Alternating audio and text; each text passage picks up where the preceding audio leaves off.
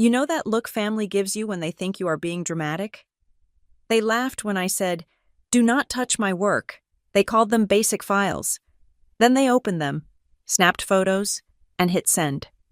12 minutes later, my parents' driveway was swarming with black SUVs, and the front door was no longer a door. That night I learned a cold truth. One moment of family curiosity can turn into a federal felony. My name is Violet Garcia. I am 34 years old. To the United States government, I am a senior intelligence analyst for the National Security Liaison Directorate, or NSLD for short. It is a frighteningly boring name for a frighteningly serious agency. I specialize in infrastructure threat assessment and homeland security logistics. I hold a top-secret/sensitive compartmented information clearance, specifically regarding domestic grid vulnerabilities. I know exactly how many minutes of fuel are left in the backup generators of the 3 largest hospitals in New York City. I know which bridges in the tri-state area have structural weaknesses that could be exploited by a single well-placed charge. I know these things so that I can tell the people with guns where to stand and the people with badges who to arrest, to my family. However, I am just a moody paperwork shuffler who takes herself way too seriously. This disconnect is the defining feature of my adult life. It is the reason I sat in my car for 10 full minutes before unbuckling my seatbelt, staring at the beige siding of my parents' house in Maple Hollow, Maryland.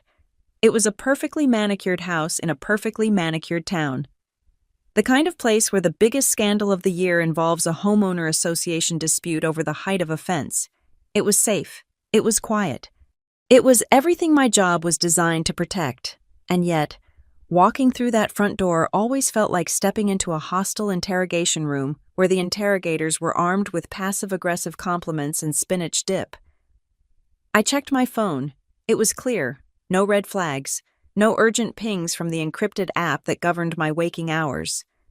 I had promised myself this weekend would be different. It was my parents' 40th wedding anniversary. That is a big number. 4 decades of marriage deserved respect. They deserved a daughter who was present, not one mentally calculating the blast radius of a dirty bomb in a metropolitan subway system. I grabbed my bag from the passenger seat. It was a nondescript black messenger bag, heavy and reinforced with Kevlar lining. Inside was a government-issued laptop that cost more than my father's first 3 cars combined. Along with a secure token and a physical folder of hard-copy briefs I was supposed to review on Monday. I slung it over my shoulder, took a deep breath that tasted of suburban cut grass and charcoal grills, and walked up the driveway. The moment I stepped inside, the noise hit me. My family is not loud in a chaotic way.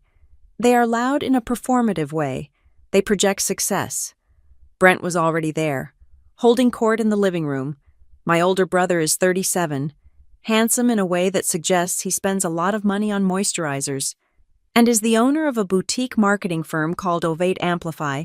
I still do not know what that means, and I am fairly certain he does not either. But it allows him to drive a Porsche and talk about synergy with a straight face. He was in the middle of a story, gesturing wildly with a glass of scotch. So I told the client, "Look, you aren't buying a logo," Brent said, his voice booming. "You are buying a legacy.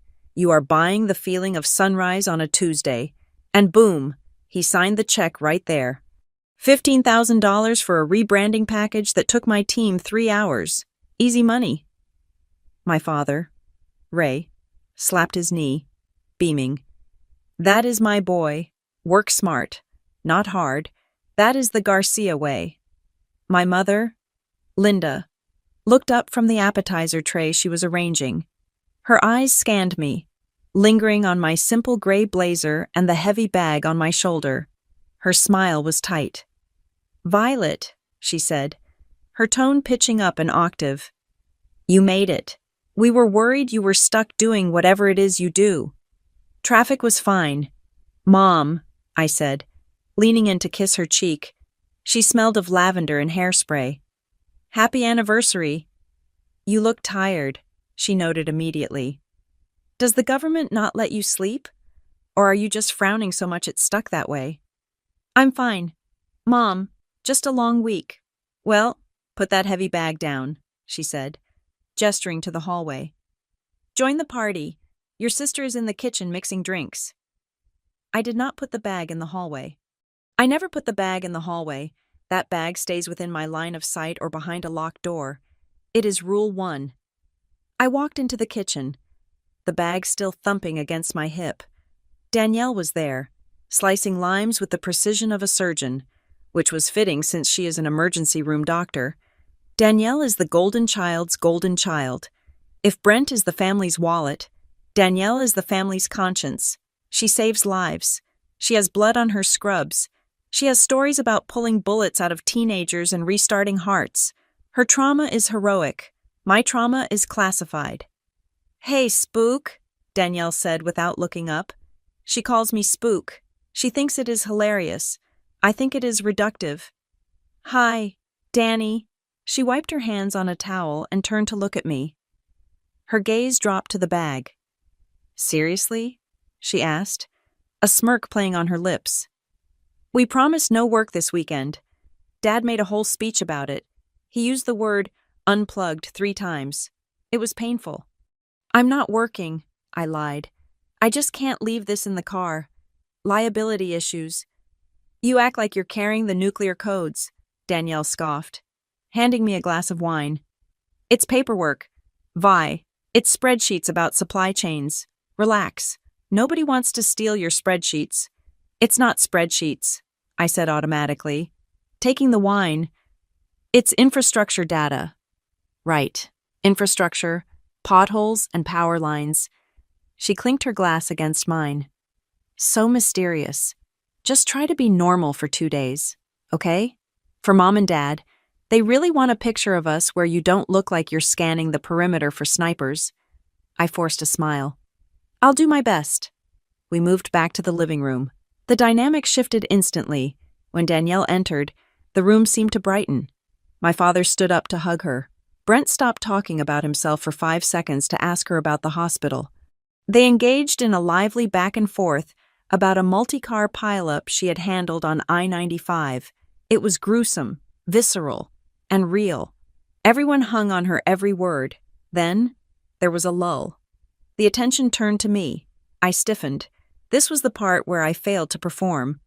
So, Violet, my father said, settling back into his recliner. How is the bureau, or the agency? I can never remember which acronym you are this month. NSLD, Dad. It's going well. We're busy. Busy doing what? Brent asked, leaning forward. Come on, give us something. You've been there 6 years. I still tell people you're basically a librarian for the CIA because I have no idea what else to say. I'm an analyst. Brent, I analyze threats. What threats? Brent challenged, grinning. Is Canada invading? Are the squirrels plotting a coup? They laughed, a collective, warm, family chuckle at my expense. It's complicated, I said, my voice tight. I track vulnerabilities in domestic systems.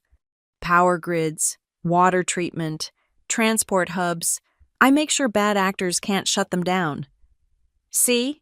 You make it sound so dramatic, my mother chimed in, passing a plate of stuffed mushrooms. You always do that. Bad actors. Vulnerabilities. It's just office work. Honey, you sit at a desk, you type on a computer, you aren't out there chasing bad guys. I didn't say I chased people. Mom, but the information I handle is dangerous if it gets out. Brent rolled his eyes. Okay, look, I'm a marketing guy. I know branding. Your brand right now is buzzkill. You need to rebrand to useful. Why don't you just show us some of the basic stuff? Just a peek. Maybe I can help you jazz up those reports. Make you look better to your bosses. I bet your slide decks are a tragedy of Times New Roman. My grip on the strap of my bag tightened until my knuckles turned white. Brent, I said, keeping my voice level, I cannot show you anything. It is a felony for me to show you anything. It is a felony for you to even look at the cover sheets. Oh, please, Danielle groaned from the sofa. Stop with the legal mumbo-jumbo. You're doing that thing again where you hide behind the secret stamp to avoid having a real conversation with us. It's like when we were kids and you locked your diary. Nobody cares about your diary. Violet? This isn't a diary, I snapped. The sharpness in my voice made the room go quiet for a second. This isn't a game. Do not touch my bag. Do not go near my laptop. Do not ask to see basic files. There is no such thing as a basic file in my line of work. My father sighed. A heavy, disappointed sound. All right. Don't get defensive. We're just trying to take an interest in your life. You push us away so hard. You know that? I'm not pushing you away. I am following federal law. You're ruining the vibe, Brent muttered into his drink. I stood up. I needed to get away from them before I said something that would ruin the entire weekend. I'm going to put my stuff in my room. I'll be right down. Make sure you lock the door, Brent called out sarcastically as I walked toward the stairs. Wouldn't want the Russians to steal your mushroom recipe. I walked up the stairs, my heart hammering a slow, angry rhythm against my ribs. My old bedroom was at the end of the hall. It had not changed much in 15 years. The same pale blue wallpaper, the same twin bed, but now it was a temporary secure zone. I entered the room and closed the door. I did not just close it. I engaged the lock. Then I placed the bag on the desk. I checked the zippers, still sealed. I took a breath, trying to push down the irritation. They were family. They loved me. They just didn't get it. They lived in a world where mistakes meant a bad Yelp review or a malpractice insurance claim. They did not live in a world where a mistake meant a city block goes dark. I was about to turn around and go back downstairs, to apologize, to be the good daughter. When my phone vibrated in my pocket, it was not a text. It was a call. I pulled it out. The screen was blank. No caller ID. Just a pulsating gray icon. My stomach dropped through the floor. That icon meant it was the internal secure line. I answered it on the first ring. Garcia. The voice on the other end was Director Holloway. He did not say hello. He did not ask how my weekend was. His voice was like grinding gravel. Garcia, are you near your terminal? I have my field unit, sir, but I'm off rotation. I'm at my parents' house in Maryland. I don't care if you are on the moon, Holloway said. We just intercepted a packet regarding the Northeast Corridor Rail signaling system. It matches the signature you flagged 3 months ago. The chatter is spiking. We think it's a dry run for something imminent. I looked at the closed door of my bedroom. Downstairs. I could hear my brother laughing. I could hear the clink of glasses. Sir, I whispered, I don't have a SCIF here. I can't process TS data in a civilian residence. The protocol assumes we have time. Holloway cut me off. We don't. I need eyes on this raw data now. You're the only one who knows the syntax for this specific threat actor. I am authorizing a remote burst. One-time access. I hesitated. This was bad. Doing high-level analysis on a portable rig in a non-secure environment was a nightmare.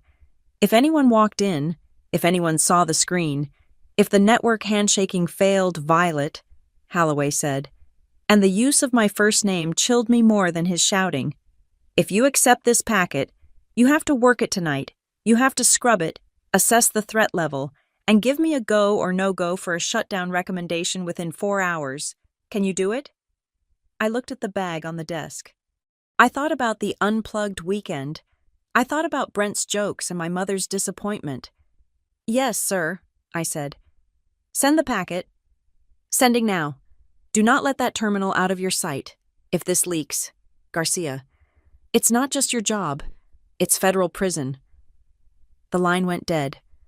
I stood there in the silence of my childhood bedroom. The air felt thinner.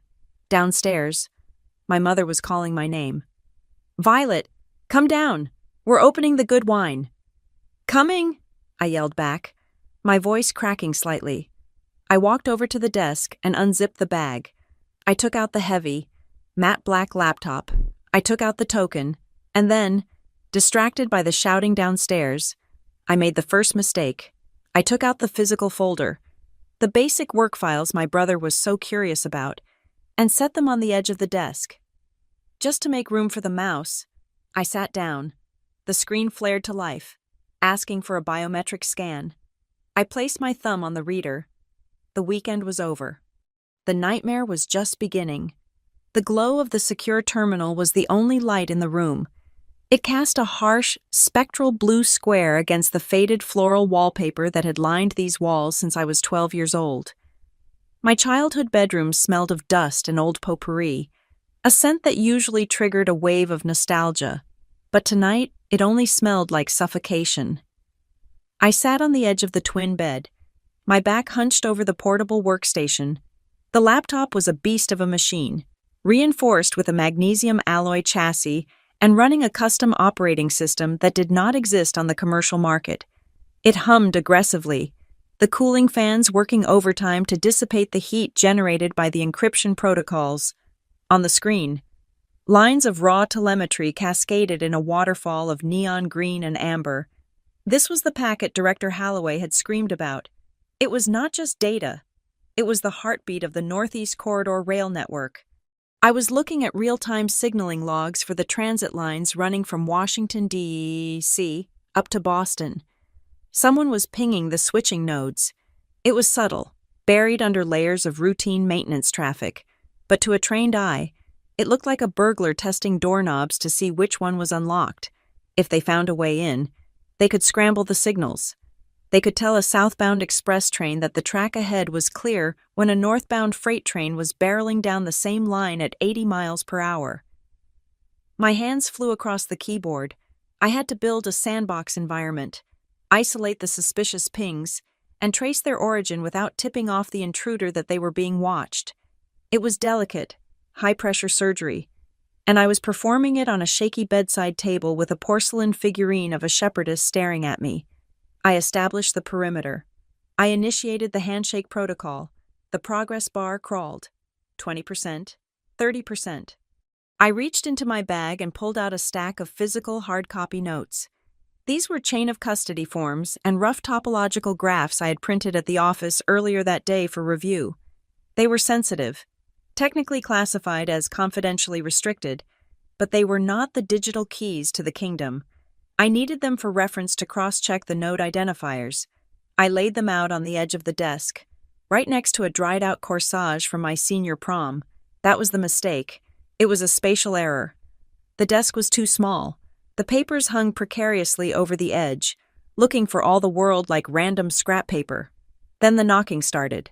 It was a polite, rhythmic rap, the kind that demands entry under the guise of courtesy. Violet? It was my mother. Violet? Honey? Are you still in there? I did not stop typing. I am busy, Mom. We are cutting the cake, she said through the wood. Dad is waiting for you to make the toast. You know he loves your toasts. You always use such big words. I cannot come down, I said, my voice tight. I told you, I have to finish this. It is Saturday night, she persisted. The handle jiggling slightly, the door was locked. I had engaged the push-button privacy lock on the knob, the kind you can pop open with a bent paper clip if you are determined enough. Work is for weekdays. Come on, just 10 minutes. The ice cream is melting. I closed my eyes for a fraction of a second. The disconnect was maddening. On my screen, a potential collision vector was forming near Philadelphia. Outside my door, the crisis was melting vanilla bean ice cream. Mom, please, I said, louder this time. Go ahead without me. I will be down when I can.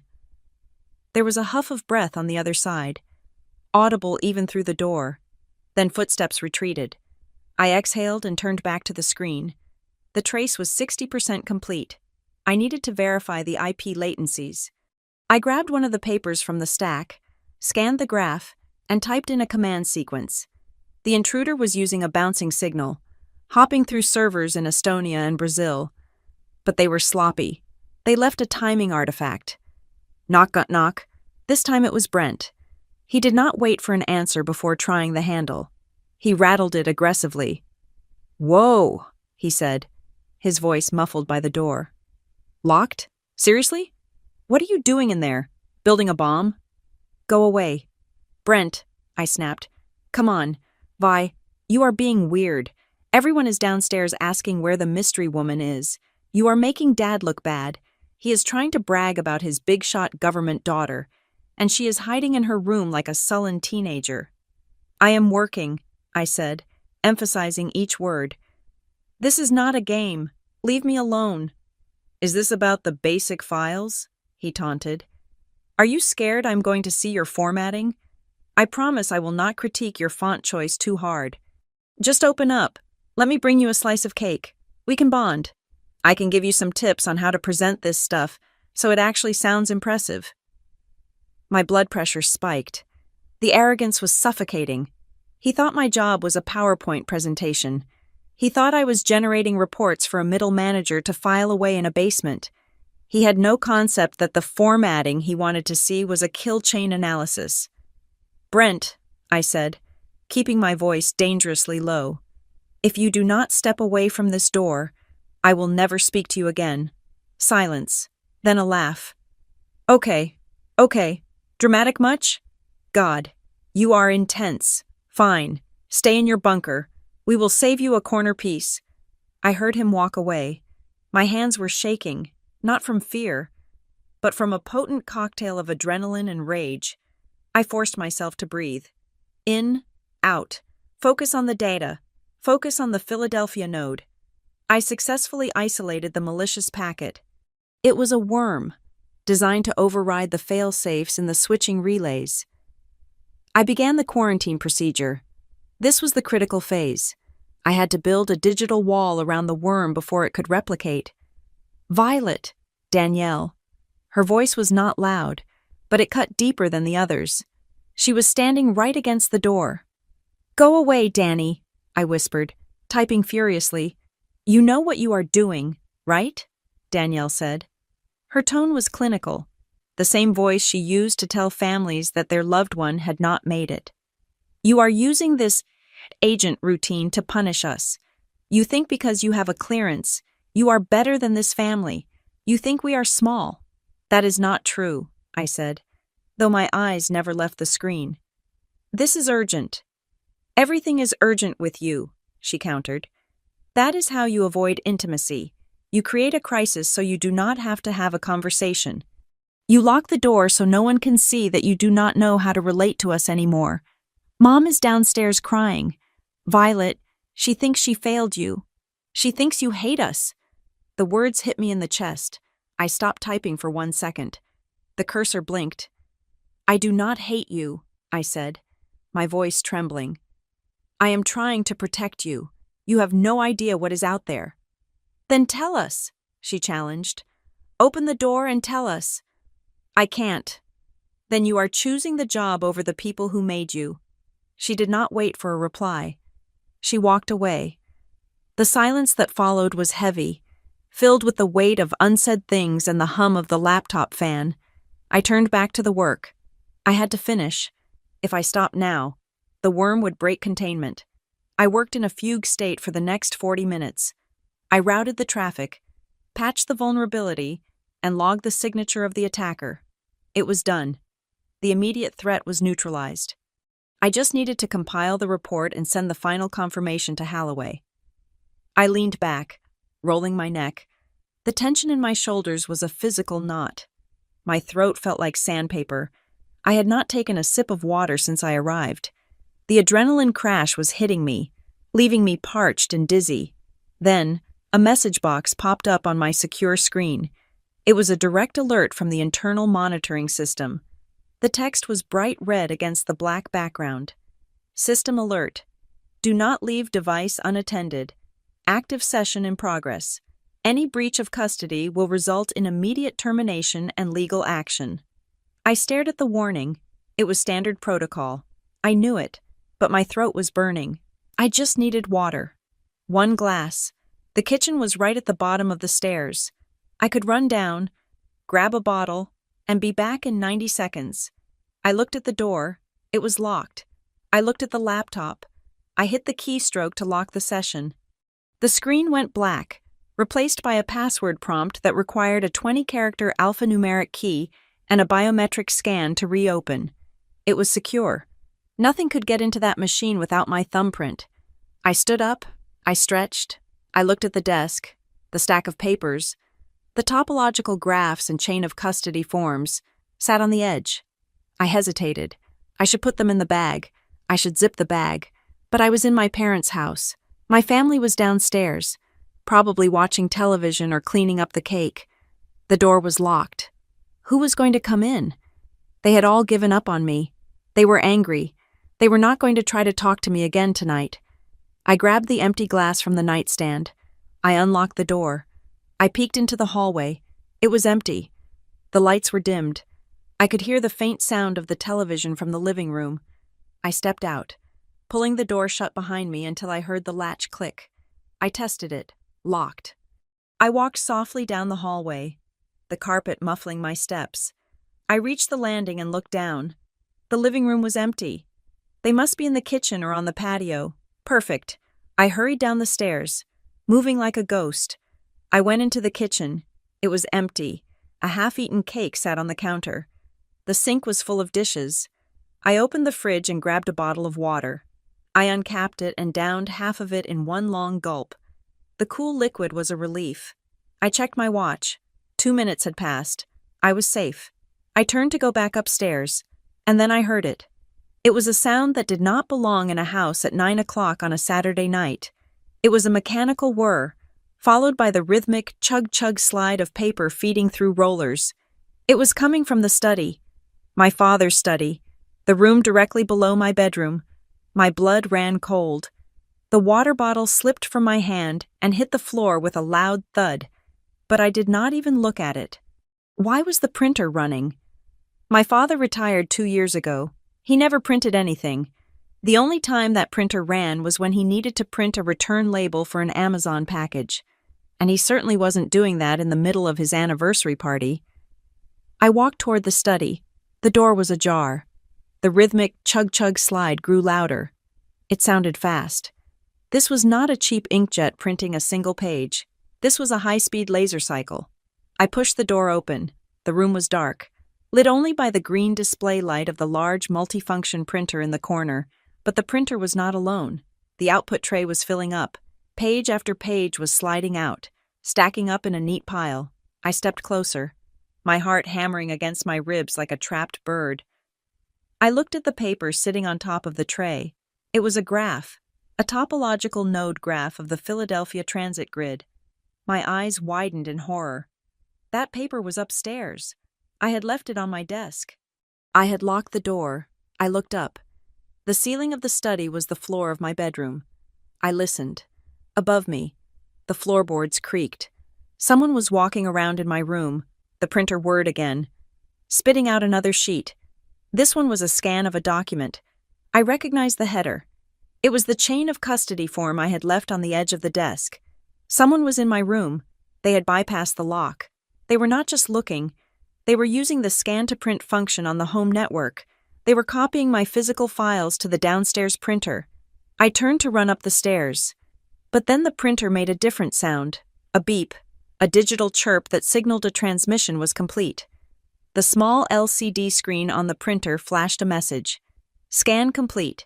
Sent to email address redacted. They had not just printed it, they had emailed it. I stood there, frozen, as the realization crashed over me. I had left the room for 6 minutes. In those 6 minutes, my basic work files had just been broadcast to the internet, and based on the stamp on the paper, the person who had sent them was not a stranger. I sprinted for the stairs, taking them 2 at a time, the sound of the printer still echoing in my ears like a death knell. I stood at the top of the stairs, my hand hovering over the doorknob of my bedroom. The hallway was silent, a stark contrast to the mechanical screech of the printer that was still echoing in my mind from the floor below. I had sprinted up the stairs, taking them 2 at a time, driven by a panic so sharp it tasted like copper in my mouth. The door was locked. I jiggled the handle. It held firm. The privacy lock I had engaged was still set. This physical fact should have been comforting. It should have meant that the sanctuary was intact, that the space had not been violated. But I knew better. The printer downstairs had not hallucinated a topological graph of the Philadelphia transit grid. I pulled the emergency pin from my keychain. a small, straight piece of steel I kept for situations exactly like this, and popped the lock. It clicked open with a pathetic ease that mocked my earlier sense of security. I pushed the door open and stepped inside. The room looked exactly as I had left it. The bed was made, the window was closed, the heavy black laptop sat on the desk, its screen dark, the small LED on the side pulsing a slow, steady green to indicate it was in sleep mode. But the air felt different. It is a sensation you develop after years in intelligence. You learn to memorize the displacement of air, the specific stillness of a room that has been empty. This room was not still.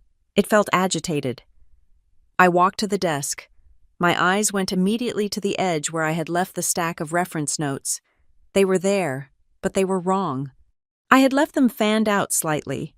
The corner of the top page aligned with the scratched groove in the wood that I remembered making with a protractor when I was 14. Now, the stack was squared off, neat, tidy. I reached out and touched the paper. It was warm, not warm from the room temperature, but warm from handling. I flipped through them. Page 1 was a header sheet. Page 2 was a glossary of terms. Page 3 should have been the sector map of the Northeast Corridor. Page 3 was gone. My stomach dropped. I flipped faster. Page 4 was there. Page 5 was gone. I looked at the bag on the floor. I had left it zipped.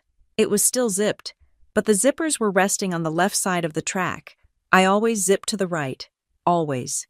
It is muscle memory, drilled into me during field training. Zip to the right. Fold the pull tab down. The pull tab was facing up. They had not just taken the papers on the desk. They had opened the bag. I did not scream. I did not cry. A cold, hard shell formed over my emotions, sealing away the daughter who wanted to be liked and leaving only the analyst who needed to contain a breach. I turned around and walked out of the room. I did not run this time. Running implies panic, and panic leads to mistakes. I walked with a heavy, deliberate cadence. I went down the stairs. The sound of laughter drifted from the living room. It was a light, airy sound.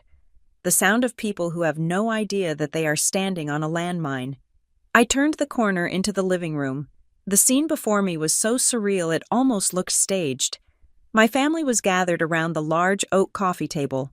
My mother was sitting on the sofa, a glass of Chardonnay in one hand. My father was in his recliner.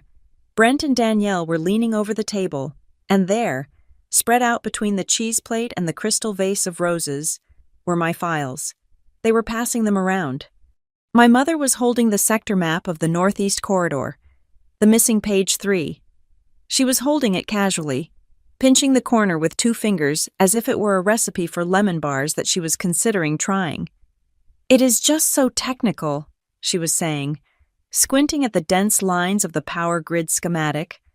"I do not see why Violet makes such a fuss. It looks like the wiring diagram for the toaster." "That is because you are looking at it wrong." "Mom," Brent said. He was holding another page. A high-resolution satellite surveillance image of a rail yard in New Jersey. "Look at the resolution on this. You can read the license plate on that truck. This is cool. This is legitimate spy stuff." "It is not spy stuff," Danielle said, rolling her eyes. She picked up a threat assessment summary marked with a bright red header that read, "Top secret, / no foreign." "It is just data. Look, it says risk probability. It is exactly like the actuarial tables we use at the hospital." She acts like she is hunting Jason Bourne, but she is just doing risk management. I stood in the archway, my shadow stretching across the Persian rug. "Put it down," I said. My voice was not loud, but it cut through the room like a razor blade. The laughter died instantly. 4 heads turned to look at me. "Oh, there she is," my mother said, smiling as if nothing were wrong. She waved the classified document at me. "Violet, honey, come sit. We were just looking. We wanted to see what was so important that you had to lock yourself away." "I said put it down," I repeated. I walked into the room. I did not look at their faces. I looked at their hands. "Put the papers on the table. Step away from them. Now." "Jesus, Violet," Brent scoffed. He did not put the paper down. He held it up higher. Relax. We are not selling it to the Russians. We are your family. Mom just wanted to understand what you do. You are so secretive. It hurts her feelings. We are just demystifying the basic files. Those are not basic files, I said, my voice vibrating with suppressed intensity. That document in your hand is classified top secret. The fact that you are holding it is a felony. The fact that you removed it from my room is a felony. We did not remove it, my father said. Piping up from his chair, he looked defensive, his face flushing slightly. We just borrowed it. The door popped right open. You should fix that lock. It is flimsy. You picked the lock. Dad? I asked, looking at him. I used the master key, he muttered. It is my house, Violet. There are no locked doors in this house. We do not keep secrets here. I do, I said. I keep secrets that keep you alive. Oh, stop it, Danielle groaned. She tossed the threat assessment onto the table. It slid across the wood and hit the cheese knife. You are so dramatic. Keep us alive. It is a picture of a train station. Violet, get over yourself. It is an infrastructure target, I said. And you have compromised the chain of custody. Chain of custody, Brent mimicked, making a face. Blah, blah, blah. You know, for a smart girl, you really know how to suck the air out of a room. Look, if it makes you feel better, I will prove to you that nobody cares. He reached into his pocket and pulled out his phone. My heart stopped. It physically stopped beating for a second. What are you doing? I asked. I am taking a picture, Brent said, unlocking his screen. He held the phone up, aiming the camera lens at the satellite image in his other hand. I am going to send it to the group chat. Show everyone that my little sister is actually doing cool work instead of just pushing pencils. Maybe get you some respect. The world narrowed down to the black circle of his camera lens. If he took that picture, the image would be processed by his phone's operating system. It would be backed up to his cloud storage. It would travel through civilian servers. The metadata would flag it. The image recognition algorithms at the NSA, which scans specifically for leakage of this exact type of document, would trigger a Tier 1 alert. It wouldn't just be a reprimand, it would be a raid. Brent, I shouted. The sound was so loud it made my mother jump. Do not take that picture. Whoa, Brent laughed, backing up a step, but keeping the phone raised. Touchy, what are you going to do? Arrest me? I am telling you to lower the device, I said. I stepped forward. My hand moved instinctively to my hip, reaching for a weapon I was not wearing. The muscle memory was terrifying. If you take a photograph of that document, you will trigger a federal response that you cannot stop. Put the phone down, now. You are crazy, Brent said, shaking his head. You are actually crazy. It is a piece of paper. His thumb hovered over the shutter button. Brent, look at me, I said, my voice dropping to a register I usually saved for field ops. I am not your sister right now. I am a federal agent giving you a lawful order. If that shutter clicks, you go to prison, not jail, prison. Put the phone down. The room went dead silent. The air conditioning hummed. My mother looked at me with wide, fearful eyes, as if she was seeing a stranger wearing her daughter's face. Brent hesitated. He looked at my eyes. He saw something there that made his smile falter. The arrogance cracked, just for a second. You are serious, he whispered. Deadly, I said. He lowered the phone. He tossed the paper onto the table with a sneer. Fine. God, you are psychotic. You ruin everything. You know that? We were having a nice time. You are threatening your own brother with prison? Danielle asked, her voice shrill. She stood up, moving to stand next to Brent. Over a piece of paper? You have lost your mind.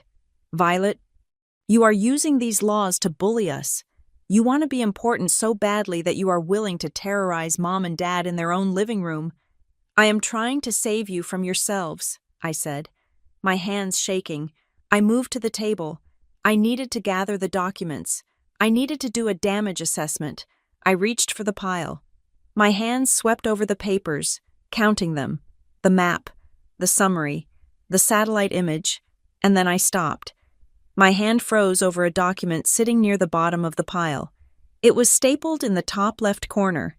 It was printed on slightly heavier stock than the draft paper I used. I picked it up. It was a chain of custody transfer form. Form DD2549. It was filled out. It had dates. It had signatures. But they were not my signatures. And more importantly, I had not brought this form with me. I keep my chain of custody forms digital. I never, ever print them unless I'm handing physical evidence to a court officer. There was zero reason for this document to be in my bag. There was zero reason for it to be in this house. I read the text on the page. It authorized the transfer of classified packet Delta 9 to a recipient listed only as Asset 4. The date on the form was today. The timestamp was 2 hours ago. "Where did you get this?" I asked. My voice was barely a whisper. "Get what?" my mother asked, her voice trembling. "We found it all on your desk. We just took the pile." "No," I said, looking up at them. The room seemed to tilt. "I did not bring this. This form does not exist in my physical files. Where did you get this?" "I told you," Brent snapped. "It was on the desk. Maybe you forgot you had it. You are obviously stressed out enough to forget things." "I do not forget chain of custody forms," I said. I looked at the staple. It was a copper staple. I use standard steel staples. The government supplies steel staples. This document had been stapled with a copper staple. Someone had not just looked at my files. Someone had added to them, or someone had replaced them. I looked at the stack again. The mess I had found on my desk was not just clumsy snooping. It was a shuffle, a sleight of hand. "Who else has been in this house?" I asked. I looked at my father. "Dad, who else has been here?" "Nobody," Ray said. But he looked away. He picked up his drink and took a long, nervous sip. "Just us. Just family." "This paper," I held it up, shaking it at them. "This paper did not come from my bag. It came from somewhere else. If you do not tell me right now where this came from, I cannot help you when they come." "When who comes?" Danielle asked, crossing her arms. "The imaginary police?" "They are not imaginary," I said. "And they are not police." I looked down at the document again. At the bottom, in small print, was a routing code. I recognized the syntax. It was not NSLD syntax. It was darker. It was the syntax used by private contractors who handled off-book renditions. And then the realization hit me like a physical blow. The printer downstairs. The one I heard running. They hadn't just scanned my files to send them out. They had received a file. The printer had received a print job from an external source. And someone, one of the people standing in this room, had gone to the printer, retrieved this document, and slipped it into my pile to make it look like it belonged to me. They were not just curious. They were active participants in a transfer. "You didn't just take these," I said, backing away from the table. "You traded them." My father stood up. "Violet, that is enough." "What did you do, Dad?" I asked. But before he could answer, before Brent could make another joke. The air in the room changed again. It wasn't the air of a domestic argument anymore. It was the static charge of an imminent strike. I looked at the window. The sheer curtains were drawn, but through the fabric, I saw lights, not the soft yellow of streetlights, harsh, blue strobe lights, silent, pulsing. They were washing over the front lawn, turning the manicured grass into a pale, alien landscape. "Violet?" my mother whispered. "What is that light?" I did not answer. I looked at the paper in my hand. The copper staple glinted in the lamplight. "It is too late," I said. The doorbell did not ring. There was no knock. There was only the sound of heavy tires crunching on gravel, and the distinct, terrifying sound of a battering ram being adjusted against a doorframe. My hand did not shake. That was the first thing I noticed. In the silence of the living room, surrounded by the people who shared my DNA. My body had successfully divorced itself from my emotions. The Violet, who worried about buying the right anniversary gift or making sure her blazer wasn't too wrinkled, was gone. She had been replaced by Agent Garcia, a biological machine calibrated for crisis management. I reached into my pocket and retrieved my secure communicator. It is not a phone you can buy at a mall kiosk. It is a blocky, utilitarian device with no camera and no apps. I unlocked it with a thumbprint and a 6-digit PIN. I did not dial 911. 911 brings local police who ask questions and trample crime scenes. I dialed a pre-programmed sequence, *77, followed by my badge number. "Violet, put that away," my mother said. Her voice wavered between anger and fear. "You are ruining the night. Who are you calling? The police? You are going to call the police on your own father?" I did not answer her. The line clicked open. There was no operator asking what my emergency was. There was only a tone, a high-pitched, digital handshake. I pressed the volume button 3 times. Up, down, up. That was the signal. Code black. Site compromised. Asset exposed. Immediate extraction required. I placed the device on the coffee table. Screen down. It was now a homing beacon. "I am not calling the police," I said. My voice sounded strange to my own ears. It was flat, monotone. It lacked the rising inflection of a daughter pleading to be understood. "I am logging a security event. It is already done." "You are unbelievable," Danielle scoffed. She walked over to the window and peered through the curtains at the flashing blue lights that were washing over the lawn. "You actually called the cops because we looked at your papers. You are so petty. Violet, you are trying to humiliate us." "Those are not police lights," I said calmly. "Police lights in Maryland are red and blue. Those lights are solid blue. That is federal." "Federal?" Brent repeated. He laughed. A nervous, hacking sound. "Okay, sure. The FBI is here for Mom's anniversary. You really commit to the bit, don't you?" He looked down at the coffee table where the classified documents were still scattered. His eyes lingered on the satellite photo he had tried to photograph earlier. His hand twitched. "Don't," I said. "I am just going to put it back in your bag," Brent said, reaching for it. "Since you are being such a psychopath about it." "Do not touch it," I ordered. "Everything on that table is now evidence. If you touch it, you are tampering with a federal crime scene." "I am keeping it," Brent said, defiance flaring in his eyes. He snatched the paper up. "I am keeping it as a souvenir, a reminder of the night my sister lost her mind. I am not posting it. I am just putting it in my pocket." "Brent, put it down," I said. "Make me—" he sneered. He folded the paper, creasing a top-secret satellite image of a critical infrastructure node, and shoved it into the breast pocket of his blazer. "There, gone." "Are you going to tackle me?" I calculated the distance between us. 6 feet. I could immobilize him. I knew the pressure points. I could dislocate his shoulder and retrieve the document in under 4 seconds. But I did not move. Physical engagement with a civilian, especially a family member, would complicate the report. The team was already outside. They would handle the retrieval. "You have just committed a felony under Title 18 of the United States Code," I said. "Possession of national defense information, unauthorized removal and retention." "Oh, stop it!" my mother cried out. She stepped between us, her hands raised. "Stop quoting laws. We are your family. Violet, please, I just wanted to see. I just wanted to feel close to you. Why do you have to make everything so cold?" "Closeness does not authorize access." "Linda," I said. I did not call her Mom. The word felt wrong in my mouth.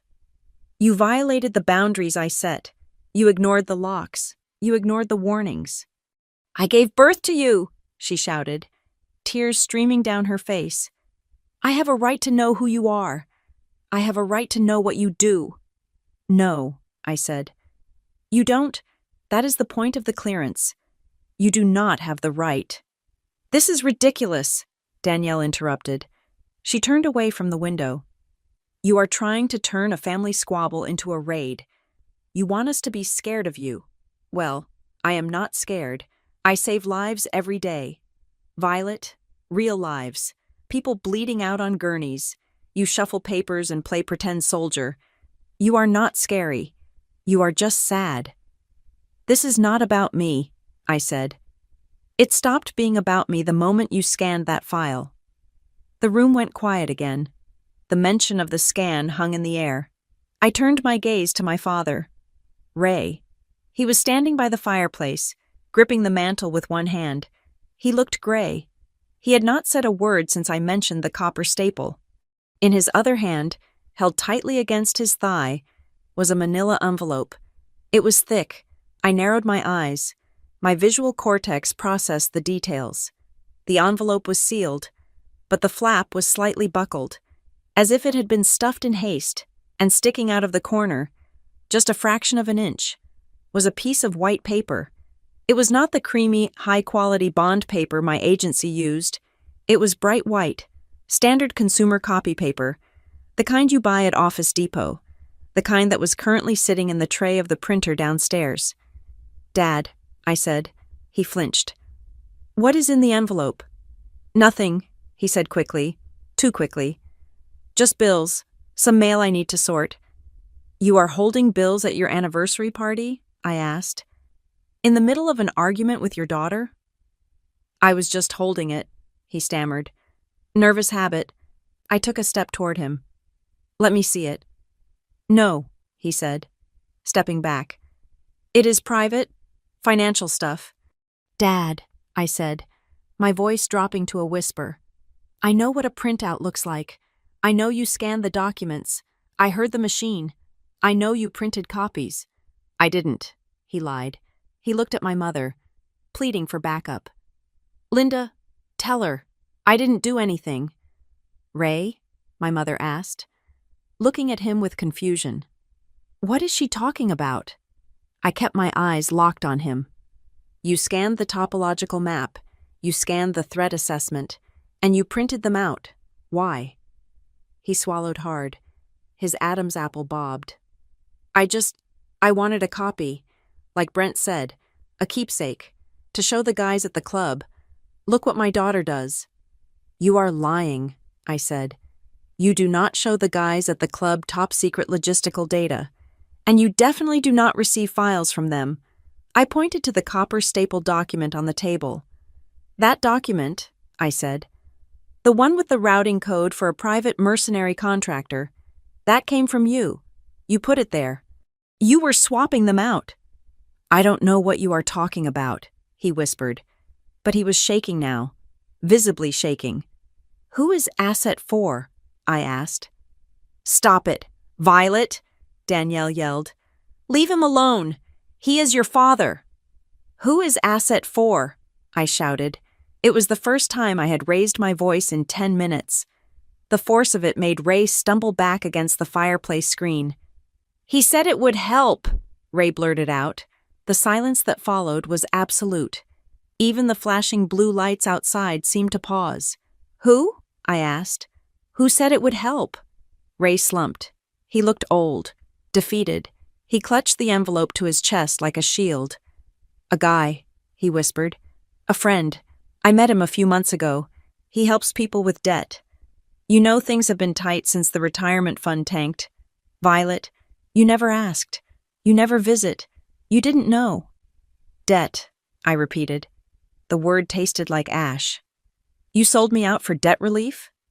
No, it wasn't like that. Ray pleaded. He said he could restructure the loans. He just needed proof. Proof that I was a reliable contact. Proof that I had access to high-level people. He said if I could just show him just a sample of what you work on, he could get me a preferred rate. He called it verification of influence. Verification of influence, I said. The term was tradecraft. It was intelligent speak for compromising a target. My father had been groomed. He had been targeted, assessed, and recruited as a cutout without even realizing it. He sent me that file, Ray continued, tears welling in his eyes. He said I should print it out and put it with your stuff. He said it was just a test, to see if you would notice. He said if you noticed, it meant you were good. It was a game, Violet, just a game. And the envelope? I asked. What is in the envelope? Ray looked down at the manila packet. The scans. He told me to scan your papers and bring them to him tomorrow, to prove I did it, to prove I could touch your work. I felt a wave of nausea, but I pushed it down. My father was not just a curious parent. He was an active mule for an unknown hostile entity. He had digitized classified intelligence and prepared it for exfiltration. You scanned them, I said, my voice hollow. Which means they are on the hard drive of the printer, which means they are on the home network. I didn't send them, Ray insisted. I just printed them. The printer has an auto-forward rule. Dad, I said.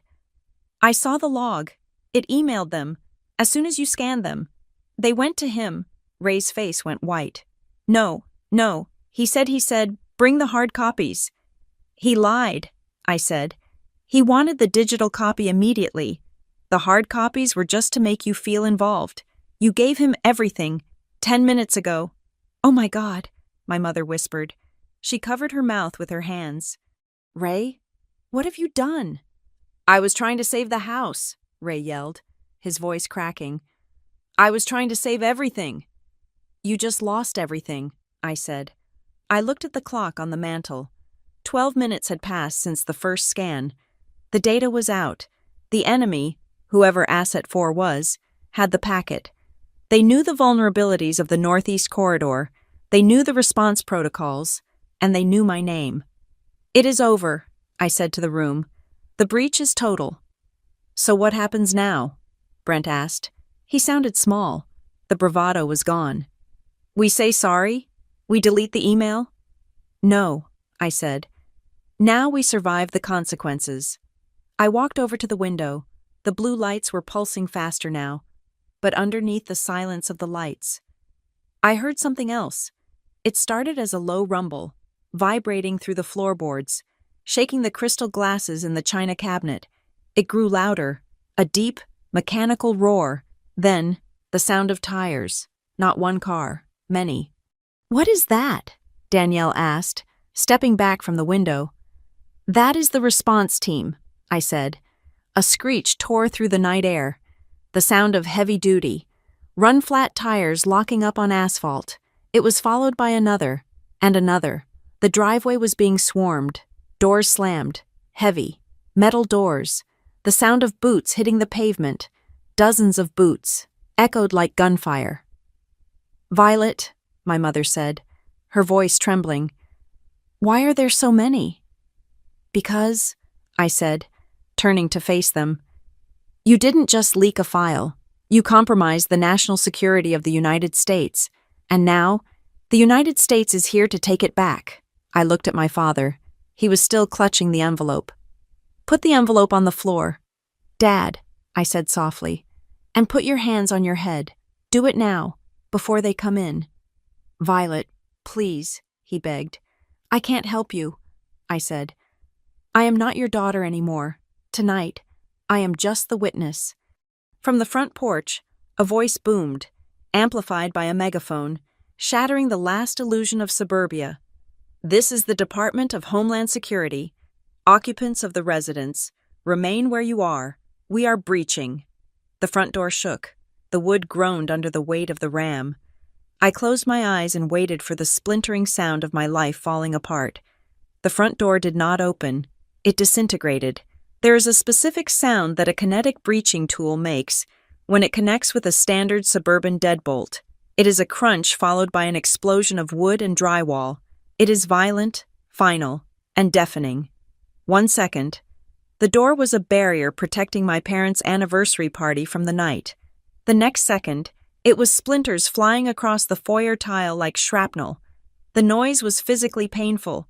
It sucked the air out of the room. My mother screamed, a high, piercing sound that cut through the mechanical violence. My father dropped the envelope he had been clutching. It hit the floor, spilling white pages onto the Persian rug. Federal agents, hands. Let me see your hands. The command did not come from one throat. It came from 6. It was a wall of sound, synchronized and overwhelming. Through the shattered doorway, men in heavy tactical gear poured into the hallway.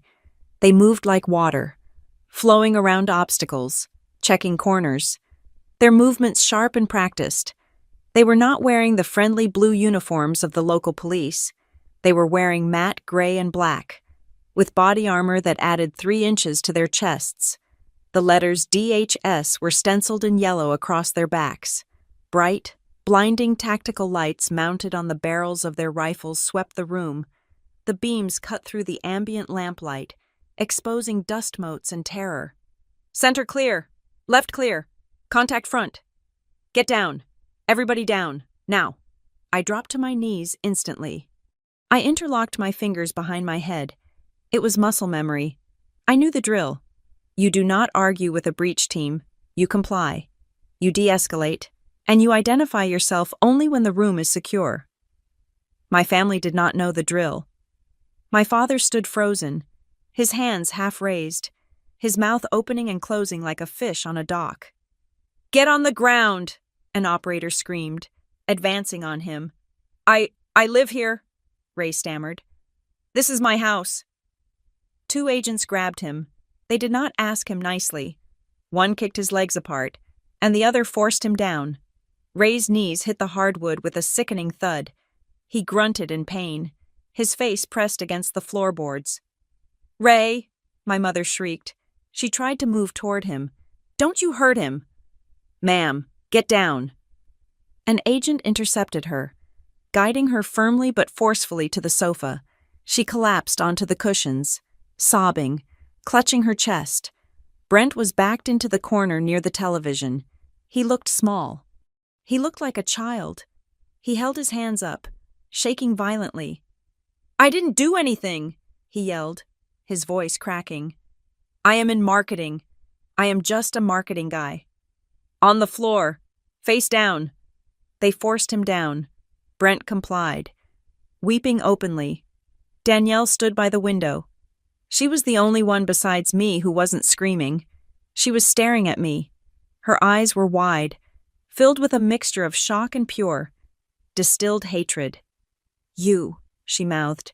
"You did this." "Secure that subject." An agent moved toward Danielle. She raised her hands slowly, her gaze never leaving mine. She knelt down, her movements stiff.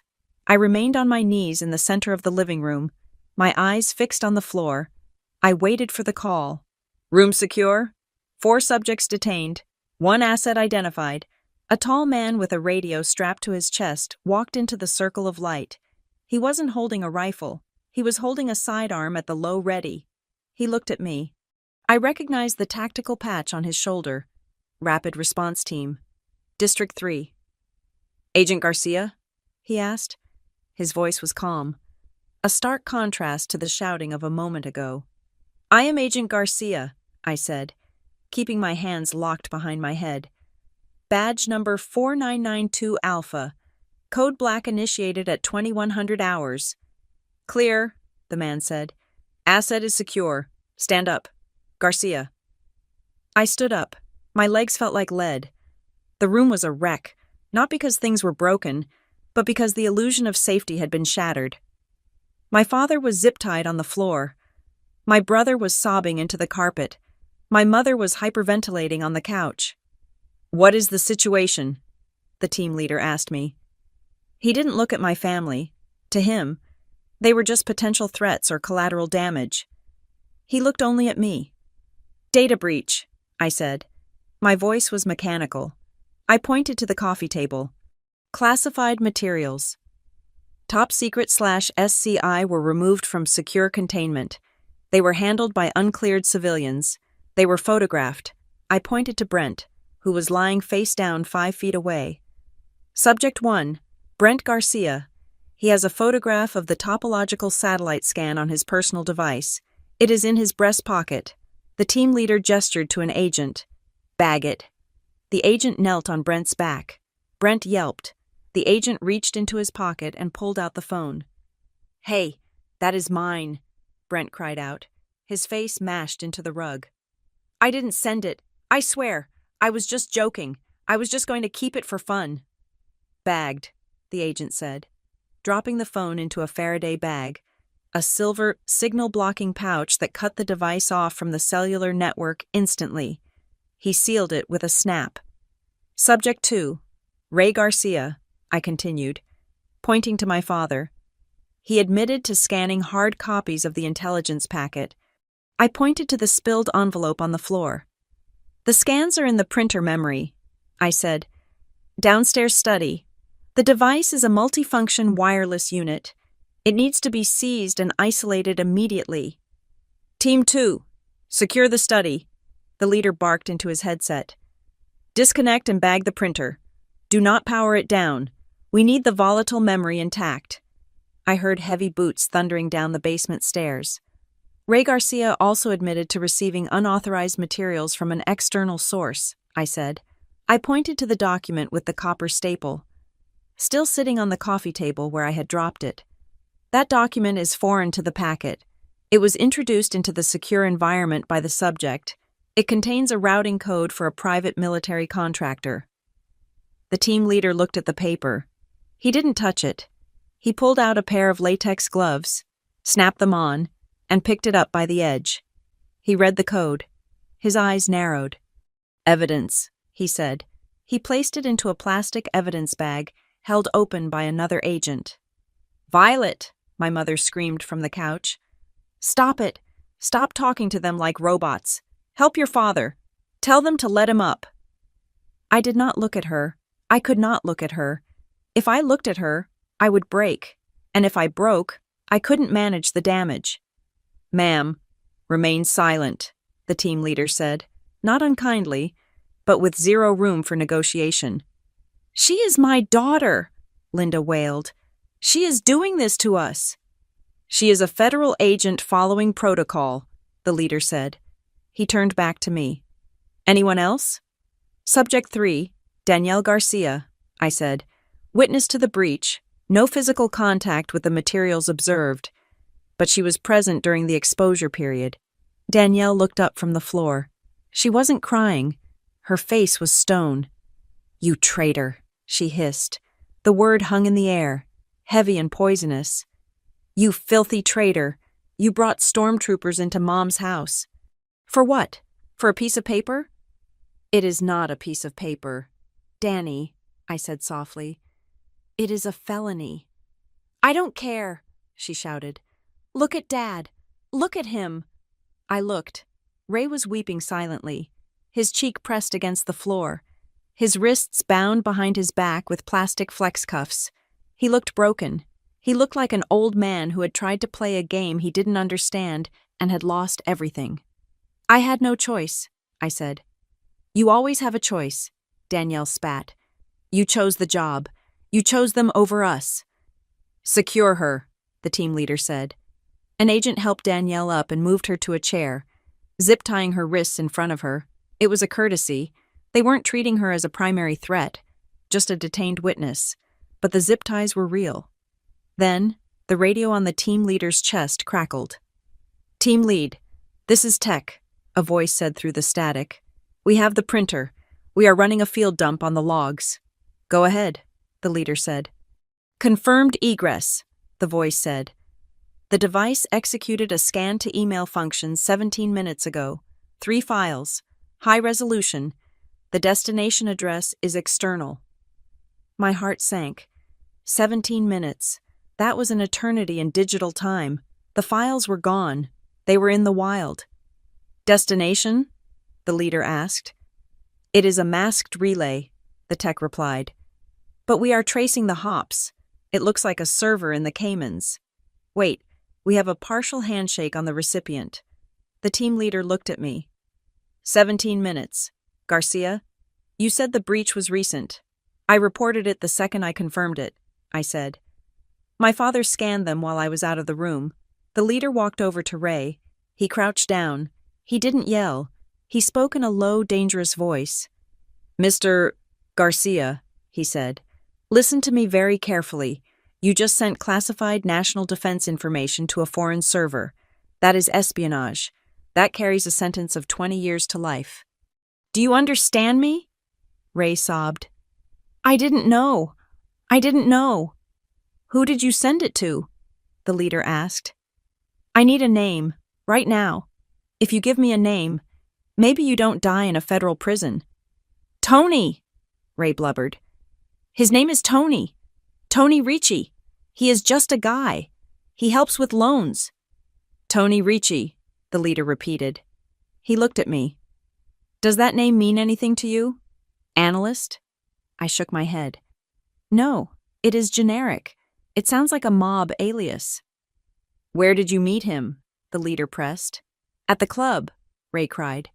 The golf club. He was a guest. He said he knew people. He said he could fix the mortgage. Fix the mortgage, I repeated, feeling sick. By selling your daughter. He said it was a game, Ray insisted, squeezing his eyes shut. He said nobody would get hurt. Suddenly, the front door, or the hole where the door used to be, darkened. Another figure walked in. This man was not wearing tactical gear. He was wearing a suit. He had a badge clipped to his belt. I recognized him. Agent Miller, Internal Affairs. He walked through the debris of the doorframe. Stepping over the splinters, he surveyed the room. He looked at the crying mother, the zip-tied father, the terrified brother. Then he looked at me. Agent Garcia, Miller said. His voice was dry. Surrender your weapon and your badge. I am the reporting officer, I said. You are a suspect in a gross negligence investigation, Miller said. You brought top-secret materials into an unsecured environment. You left them unattended. And now, they are in the wind. Hand it over. I reached for my badge. My hand trembled slightly as I unclipped it from my belt. I handed it to him. He dropped it into a plastic bag. This is a nightmare, Danielle said from her chair.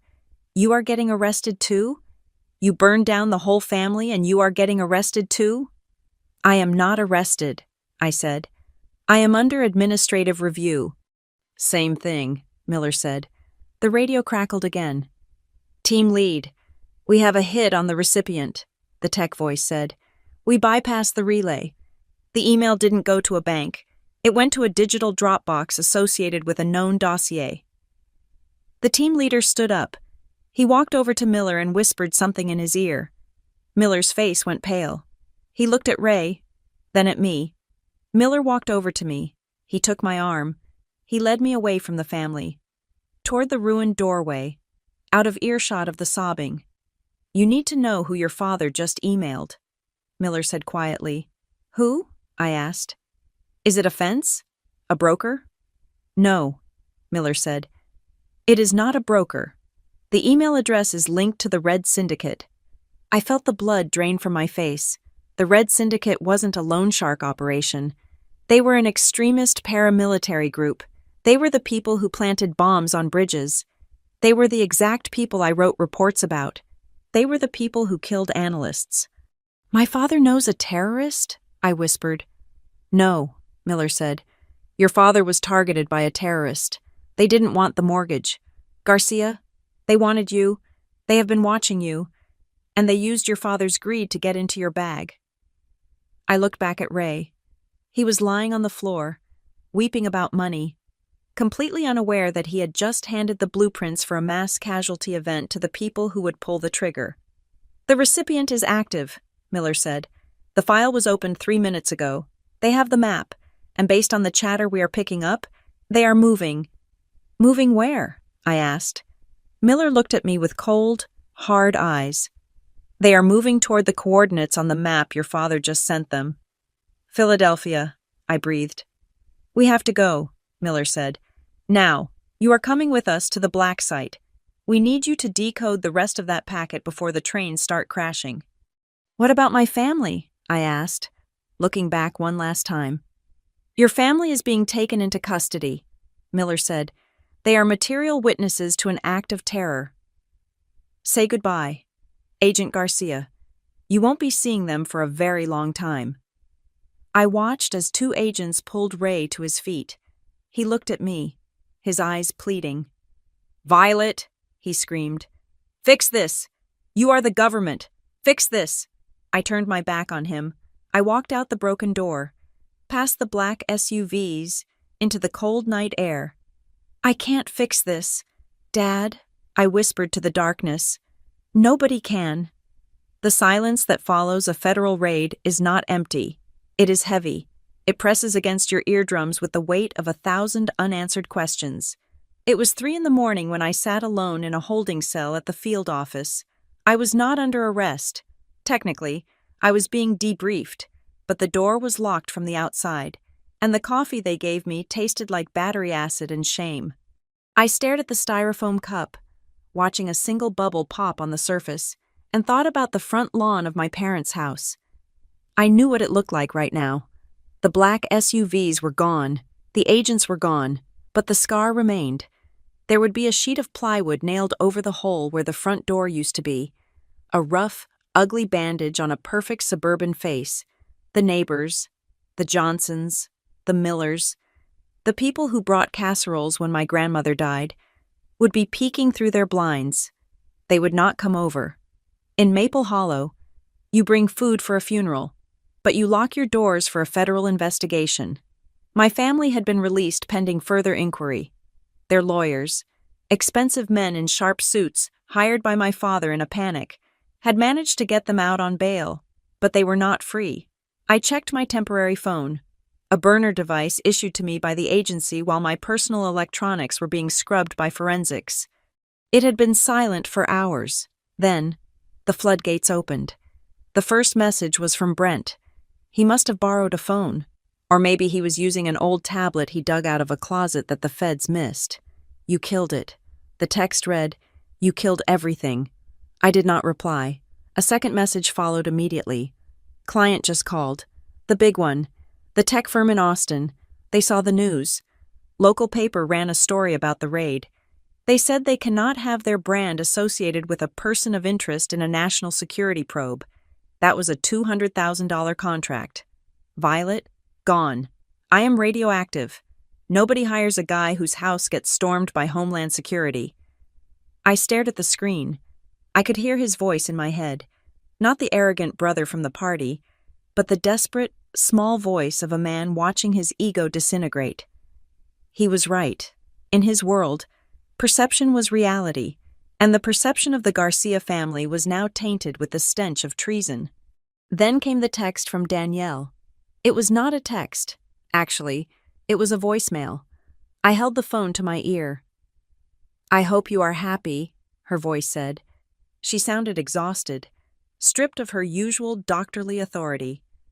I just spent 4 hours explaining to the hospital board why I was detained. I save lives. Violet, I pull people back from the brink of death. I fix the bodies that the world breaks. And you? You broke us. You looked at Dad. Our dad. Who taught you how to ride a bike, and you treated him like a terrorist. I do not know who you are anymore. Do not come to Christmas. Do not come to anything. The line clicked dead. I put the phone down on the metal table.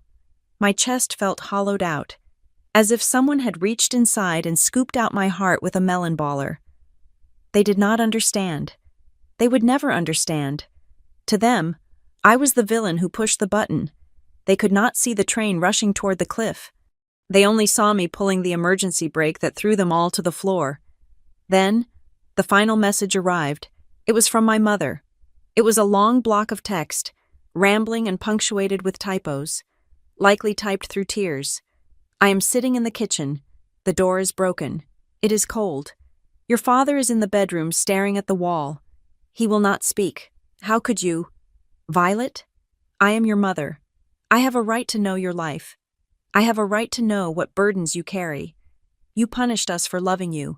You used your laws and your badges to hurt the people who made you. I hope your secrets keep you warm at night, because this house is freezing. I closed my eyes. I have a right to know. That was the refrain, the civilian mantra, the belief that love entitles you to access. They did not understand that in my world, love is a liability. Love is the crack in the armor that the enemy pries open with a crowbar. The lock on the interrogation room door clicked. I sat up straight, smoothing the wrinkles in my blazer, I wiped my face with my hands, erasing the fatigue. I was not Violet Garcia, the bad daughter. I was Agent Garcia, the subject of an internal inquiry. 2 men walked in.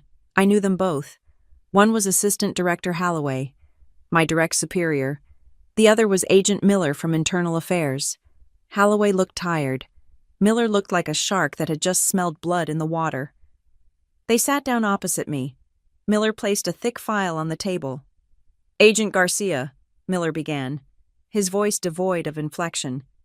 "Let us review the timeline." "I have already given my statement," I said. "I received a packet. I was ordered to process it remotely. I secured the environment to the best of my ability. My perimeter was breached by family members using a master key. I initiated the containment protocol immediately."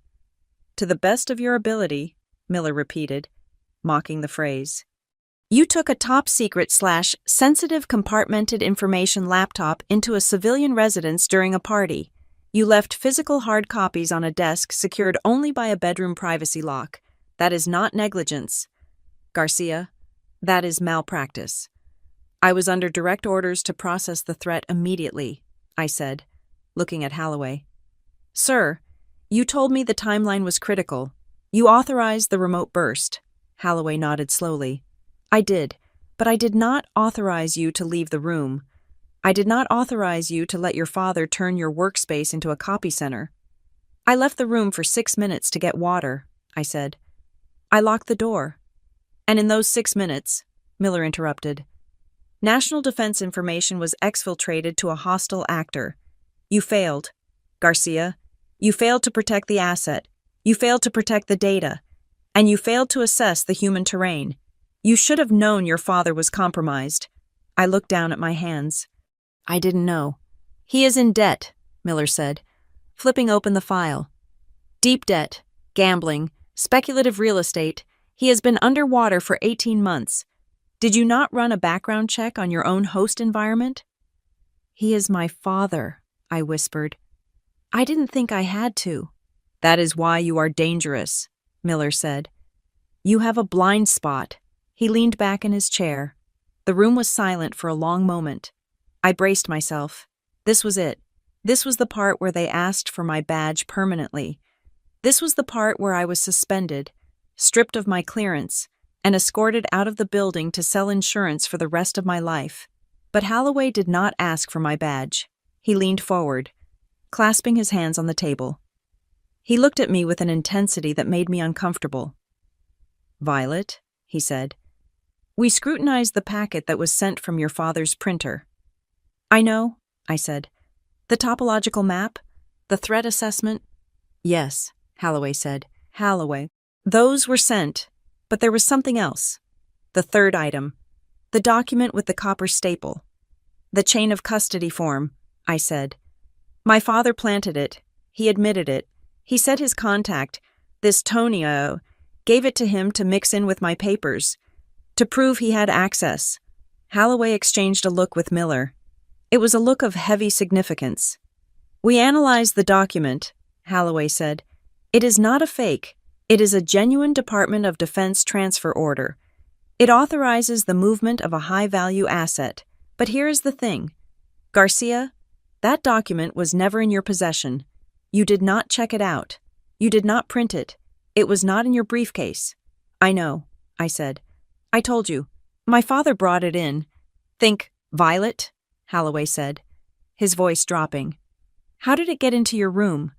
Your father said he put it with your papers to test you, but he also said he scanned it with your papers. That means it had to be physically present in the stack before the breach occurred." I frowned. "He must have slipped it in when I wasn't looking. Maybe when I went to the bathroom." "You said the door was locked," Miller pointed out, "and you said you checked the bag before you started working. You are meticulous, Garcia. If someone had entered your room and rifled through your bag before you started working, you would have noticed the displacement. You would have seen the zippers were wrong." I replayed the evening in my head, the drive, the arrival, the noise. "I checked the bag," I said. "It was sealed."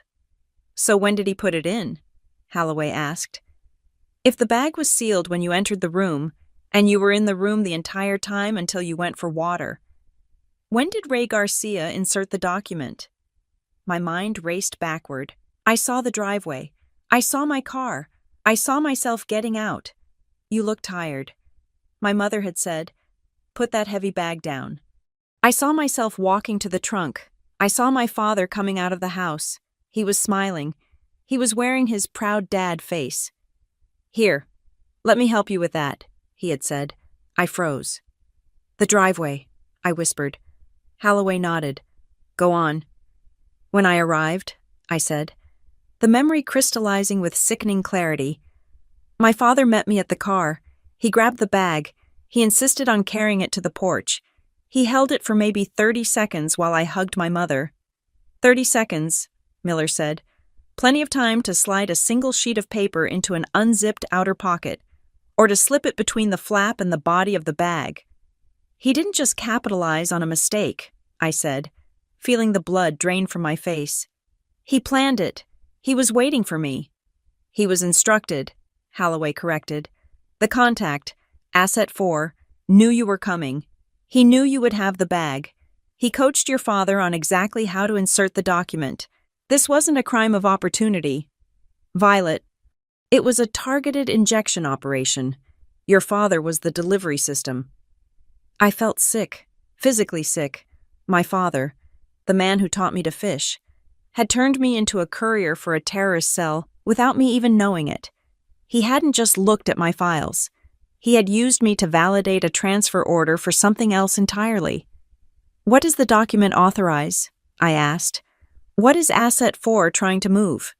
That is why you are not fired yet, Holloway said. Because you are the only one who has seen the full context. The document authorizes the transport of a specific hazardous material container from a holding facility in New Jersey to a disposal site in Pennsylvania. New Jersey, I said. The rail yard, the satellite photo Brent tried to take. Exactly, Holloway said. The map your father scanned was the route. The document he planted was the authorization. They used your credentials, by proxy of your father's scan, to authenticate a fake transfer order. They tricked the system into thinking the movement was authorized by NSLD. They are stealing something, I realized. They aren't bombing the train. They are robbing it. They are stealing a radiological isotope, Miller said, his voice grim. Cobalt-60, enough to make a dirty bomb that could render Midtown Manhattan uninhabitable for 50 years. The room seemed to shrink. Cobalt-60. And the email? I asked. You said it triggered a manhunt. The email confirmed the route, Holloway said. As soon as your father hit send, the team on the ground started moving. We are tracking a truck that left the New Jersey yard 40 minutes ago. It is moving under a falsified NSLD manifest, the one your father helped create. Where is it going? It is heading toward the coordinates listed on your topological map, Holloway said. It is heading for the interchange. He stood up. You are not going to a cell. Garcia, Holloway said. You are coming to the command center. You know the grid better than anyone. You know the choke points. If we are going to stop that truck before it reaches the city, we need your brain. And my family? I asked. Holloway paused at the door. He looked at me with a mixture of pity and professional detachment. Your father just facilitated the theft of a nuclear material, he said. If that truck isn't stopped, felony is going to be the least of his problems. He will be looking at treason charges with the death penalty on the table. I stood up. I buttoned my blazer. I pushed the image of my mother crying in the kitchen out of my mind. I pushed the sound of Danielle's voice out of my head. Let's go, I said. We walked out of the interrogation room and into the bustling chaos of the operations floor. Giant screens covered the far wall. One of them showed a map of the I-95 corridor. A single red dot was pulsing, moving steadily south. Target is active, a technician shouted. Speed is 70 miles per hour. They are not stopping. I looked at the red dot. It was moving fast, and it was moving away from safety, straight into the heart of the darkness I had spent my entire life trying to keep at bay. My father had turned the key. Now, I had to stop the engine. I sat in the partitioned glass cube of the cyber response unit, a sterile fishbowl in the center of the frantic operations floor. My badge was gone, sitting in an evidence bag 3 rooms away, but my fingers were still authorized to touch the keyboard. Holloway had granted me a provisional clearance, a gray status, which meant I was useful enough to work the problem, but suspect enough to have an armed guard standing 3 feet behind my chair. My task was officially labeled Containment and Impact Assessment. In plain English, I was the janitor. I had to sweep up the digital mess my family had made and figure out exactly where the shards of glass had landed. On the screen in front of me was the raw data dump from my father's printer. It was a digital autopsy of betrayal. I looked at the timestamp of the outgoing email. It had left the house at exactly 8:43 in the evening. I began to trace the packet. The email had not gone to a standard inbox. It had been routed through a temporary relay service, a burner server, hosted in a jurisdiction that did not play nice with American subpoenas. The recipient address was a string of nonsense characters, alphanumeric gibberish designed to look like a system error, but to an analyst. Even gibberish has a dialect. I ran a heuristic analysis on the email header. I was looking for the handshake, the digital acknowledgement sent back by the receiving server when the file was opened. The return signal came from a device operating on Eastern Standard Time. The user had opened the file, saved it, and then immediately purged the inbox. It was disciplined. It was professional. But they had made a mistake. The user had a habit. In the metadata of the acknowledgement, there was a faint trace of a specific keyboard layout setting.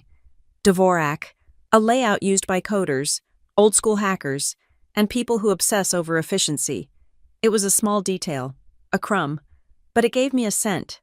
I pulled up the interview transcripts from the holding cells. My family was being questioned in separate rooms down the hall. I could not speak to them, but I could read what they were saying. The text scrolled across my secondary monitor. I started with Brent. My brother was crumbling. The transcript showed he was oscillating between arrogance and hyperventilation, but one section caught my eye. The interrogator had asked him about his finances. Subject: Brent Garcia. Statement: Look, I didn't need the money, okay? My firm is doing great. I just landed a whale, a huge client, tech startup. They paid a $50,000 retainer up front, cash wire. Interrogator: What is the name of the client? Statement: Zenith Global. They reached out 2 weeks ago, said they liked my vision. They wanted a full rebrand. Interrogator: How did they find you? Statement: My dad. Dad introduced them. He said he met their rep at the club. Said the guy was looking for a fresh agency. I stopped reading. The blood in my veins turned to ice water. My father, Ray Garcia, did not know anyone at Zenith Global. My father's idea of networking was chatting with the guy who repaired his lawnmower. I cross-referenced the company name. Zenith Global did not exist. It was a shell, registered in Delaware 3 weeks ago. The $50,000 wired to Brent wasn't a retainer. It was a bribe, but it was a clever bribe. They hadn't handed my father a bag of cash, which would have been suspicious. They had funneled money to his son, the son he was desperately proud of, creating a legitimate-looking business transaction. They had bought Ray's loyalty by stroking his ego and saving his son's business. I switched to Danielle's transcript. Subject: Danielle Garcia. Statement: I didn't know about the debt. I swear. Mom handles the books. Dad just says everything is fine. But looking back, he has been weird. He sold the boat last month. He said he just didn't use it anymore. I pulled up Linda's file. My mother. Subject: Linda Garcia. Statement: Crying. I tried to keep it quiet. Ray made some bad calls. Crypto, options. He lost the retirement fund 6 months ago. We were going to lose the house. Violet, this Tony, he told Ray he could pause the foreclosure. He said he had pull with the bank. I pieced it together. The picture that formed was not one of a clumsy family accident. It was a masterclass in human intelligence asset recruitment. The predator, Tony, Asset 4, whoever he was, had done a complete workup on the Garcia family. He knew Ray was drowning in debt. He knew Linda was desperate to maintain appearances. He knew Brent was hungry for validation. And he knew Danielle was too busy saving lives to notice the rot in the living room. He had squeezed them from all sides. He gave Ray a lifeline for the house. He gave Brent a dream client. And in return, all he asked for was a little verification. Just show me she is real. He must have said, just prove your daughter has the access you claim she has. I went back to the data. I needed to know about the blackmail. I flagged a section of Ray's second interview. The agents had pressed him on the game aspect. Interrogator: why did you scan the files? Ray? Why not just show them? Statement: he made me. He sent me a text right before Violet arrived. He said if I didn't get a digital copy, the deal was off. He said he would send the foreclosure notice to the local paper. He said everyone in town would know I was broke. It wasn't just greed. It was fear. Weaponized social shame. I looked at the document with the copper staple again, the one Ray had planted in my bag. The chain of custody form. Holloway had said it was a genuine Department of Defense authorization. But why did they need my father to plant it? Why couldn't they just forge it? Then it hit me. The system, the automated logistics network that tracks hazardous materials, does not trust external inputs. It only trusts inputs that originate from a verified, secure node. By scanning the document on my father's printer at the same time, he scanned my legitimate top-secret maps. He had tricked the algorithm. The system saw a stream of data that included valid NSLD intelligence. It assumed the entire packet was valid. It washed the fake transfer order by mixing it with real classified data. My father hadn't just leaked a file. He had been used as a human authentication token. "Agent Garcia," a voice said behind me. It was Holloway. "You have been staring at that screen for 10 minutes. Do you have a location?" "I have a profile," I said, not turning around. "The recipient isn't a loan shark. He is a ghost. But I found the connection." I typed a command. I pulled up a dormant file from 2 years ago. It was a threat assessment on a freelancer known as the Architect. "Look at the syntax," I said, pointing to the screen, the Dvorak layout, the routing through the Cayman relay, and look at the target selection. The Architect specializes in infrastructure disruption. He doesn't destroy targets. He redirects them. He causes chaos to cover theft. Holloway leaned in. "You think Asset 4 is the Architect?" "I think Asset 4 is a middleman working for him," I said. "And I know what they are doing. This entire operation, the family, the house, the scanning, it is a smokescreen." "Explain," Holloway commanded. "Think about the noise, sir," I said. "They made my father clumsy. They made him scan files on a home printer that screams its location to any monitoring agency. They made Brent take a photo. They wanted us to raid the house." "Why would they want to raid?" "To pull the eyes away from the rail line," I said. "While we were kicking down my parents' door, while we were jamming cell signals in Maple Hollow, the truck carrying the Cobalt 60 slipped through the checkpoint. They used your family as a flare," Holloway said, his face hardening. "To blind the sensors." "Yes," I said. "And it worked.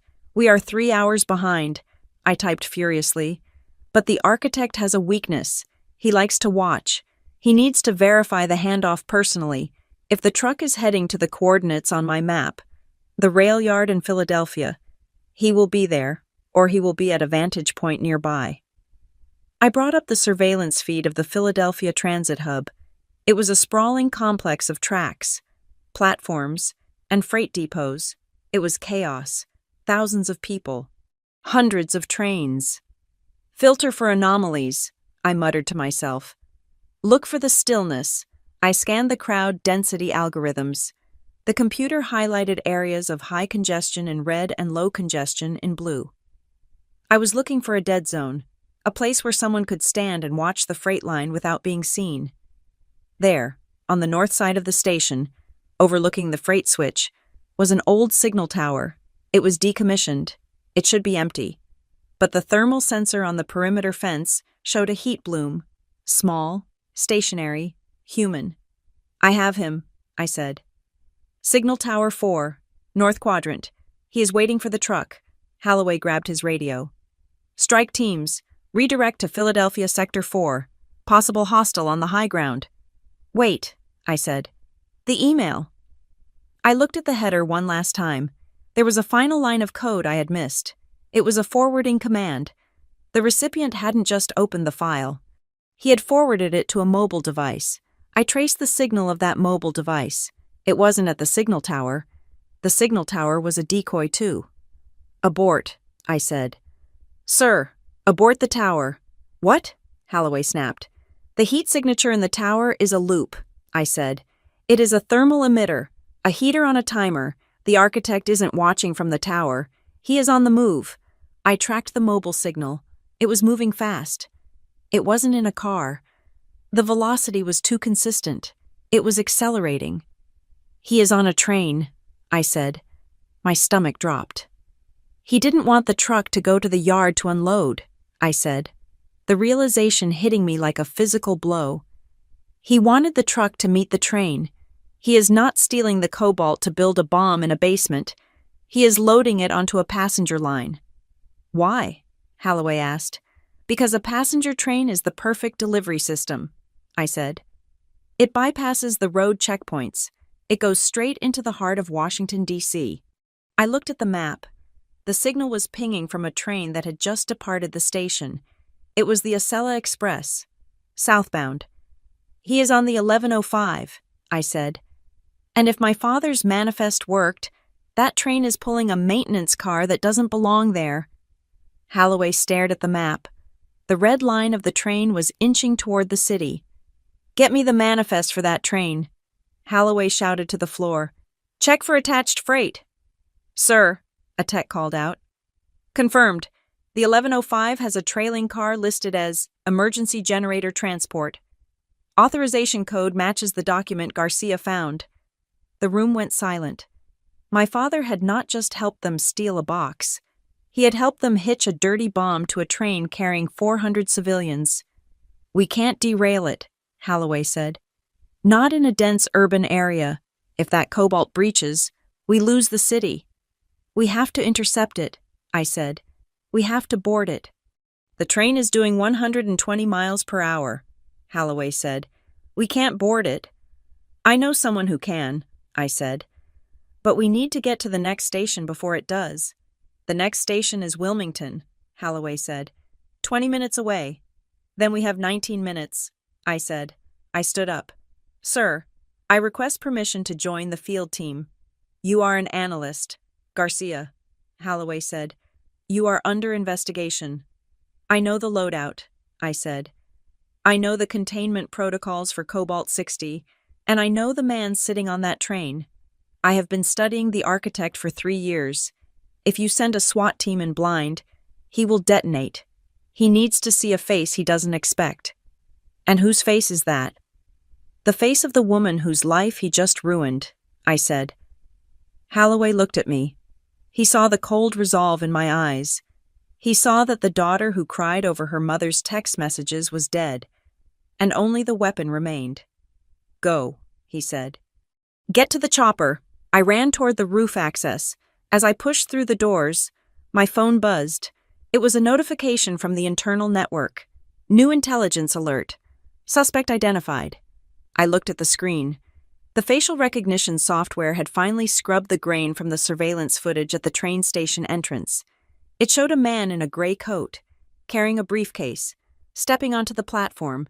He turned his head slightly toward the camera. I stopped running. I knew that face. I didn't know him as the architect. I didn't know him as Tony. I knew him as Uncle Marcus. He wasn't my uncle by blood. He was my father's best friend from college. The man who came to Thanksgiving. The man who gave me my first savings bond. The man who had sat at our dinner table 2 months ago and listened to my father complain about his debts. He wasn't a stranger preying on a random family. He was a sleeper agent who had been embedded in our lives for 30 years, waiting for the moment when Ray Garcia's desperation would outweigh his loyalty. He hadn't just recruited my father. He had cultivated him. He had watered the seeds of my father's weakness for decades, just for this harvest. I stared at the image of the man who used to push me on the tire swing. Cliffhanger, I whispered to myself. I sprinted to the helicopter. The rotors were already spinning, cutting the air with a violence that matched the storm inside my chest. The operational lull while the facial recognition software processed the surveillance footage from the train station lasted exactly 45 minutes.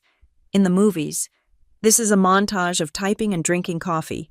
In reality, it was a window of time used by the Department of Justice to ensure that their case against the Garcia family was watertight before we initiated a kinetic engagement in a civilian zone. I was escorted into Conference Room B. It was a glass-walled box that smelled of lemon cleaner and stale fear. My family was there. They were no longer in handcuffs, but they looked more imprisoned than ever. My father, Ray, was slumped in a chair, staring at the table. My mother, Linda, was dabbing her eyes with a shredded tissue. Danielle was pacing, her arms crossed so tightly against her chest I thought she might crack a rib. And Brent was shaking his leg, a nervous tick that vibrated the entire table. Sitting at the head of the table was a man I did not know. He was wearing a $3,000 suit and a weary expression. This was Mr. Sterling, the criminal defense attorney my father had retained 5 minutes after his phone call was granted. Sterling looked up as I entered. He did not smile. He looked at me like I was a hostile witness, which, technically, I was. "Agent Garcia," Sterling said, his voice smooth and practiced. "Thank you for joining us." "I was just explaining the exposure to your family." I remained standing. Agent Miller stood by the door, a silent sentinel. "Exposure," Brent scoffed. He looked at me, his eyes red-rimmed. "That is a nice word for it, Violet. Tell this guy he is crazy. He is talking about prison time, real time, for a picture I didn't even post." "Mr. Garcia," Sterling interrupted, holding up a hand. "Please, I need you to understand the gravity of the statutes we are discussing. We are looking at Title 18, United States Code, Section 793, gathering, transmitting, or losing defense information." Sterling turned to Ray and Linda. "Now, for the parents," he said, consulting his notes. "If we can prove that you were coerced, that this Asset 4 manipulated you under duress due to your financial debts, we might be able to plead this down to gross negligence and conspiracy to defraud. If you cooperate fully, we might avoid a custodial sentence. You would lose the house, the pension, and you would be on probation for the rest of your lives, but you would likely stay out of a federal penitentiary." Ray let out a small, pathetic sound. "Lose the house?" "The house is a crime scene." "Ray," I said. It was the first time I had spoken. "It is gone. But for you, Brent," Sterling continued, his voice hardening, "the situation is more complex. You took a photograph of a top-secret document with a personal device. You did this after being explicitly warned by a federal agent not to do so. That implies intent. That implies willfulness." "I was joking," Brent shouted. He slammed his hand on the table. "I was just going to show the guys. I didn't send it to China. I didn't sell it. I just wanted a souvenir." "The Espionage Act does not have a souvenir exception," Sterling said coldly. "You digitized a classified satellite image. That image is now on your cloud backup. It has crossed state lines. It has potentially been indexed by third-party servers. The prosecution will argue that you recklessly disseminated national defense information. We are looking at 10 to 15 years. The room went silent. 15 years. Brent turned to me. His face was twisted in a rictus of panic and rage. "You have to stop this," he pleaded. "Violet, you have to tell them. Tell them I am not a spy. Tell them I am just your idiot brother. You can't let me go to prison for 15 years because of a joke." "It wasn't a joke, Brent," I said. I told you specifically. I said, if you take that picture, you go to prison. I gave you the warning. You chose to press the button." You should have explained it to me, Brent screamed. He stood up, knocking his chair back. You should have made me understand. You just stood there with your cold, superior attitude and barked orders. If you had just sat me down and said, Brent, this is really dangerous, I would have listened. But no, you had to be the agent. You had to be the tough guy. I did say it was dangerous, I replied, my voice steady. I said it was a felony. You didn't say it like a sister, Brent yelled. You said it like a cop. You are my sister. You are supposed to protect me. You are supposed to explain things so I don't ruin my life. I am not your teacher. Brent, I said. And you are 37 years old. You shouldn't need your little sister to explain why you shouldn't photograph a document marked top secret. You should have listened to the word no. You are enjoying this, Danielle cut in. Her voice was sharper than Brent's. It was surgical. You are loving this power trip. Look at you, standing there while our brother talks about losing a decade of his life. She walked over to me. She smelled like antiseptic and sweat. There is a way out of this, Danielle said, lowering her voice. Mr. Sterling said there is a way. If you testify that you gave Brent permission, if you say that you asked him to take the photo for a work-related reason, like a backup, then the intent charge drops. It becomes a procedural error. He gets a fine. You get a reprimand. I stared at her. You want me to lie? I want you to save your brother, Danielle said. It is a small lie. Just say you were tired.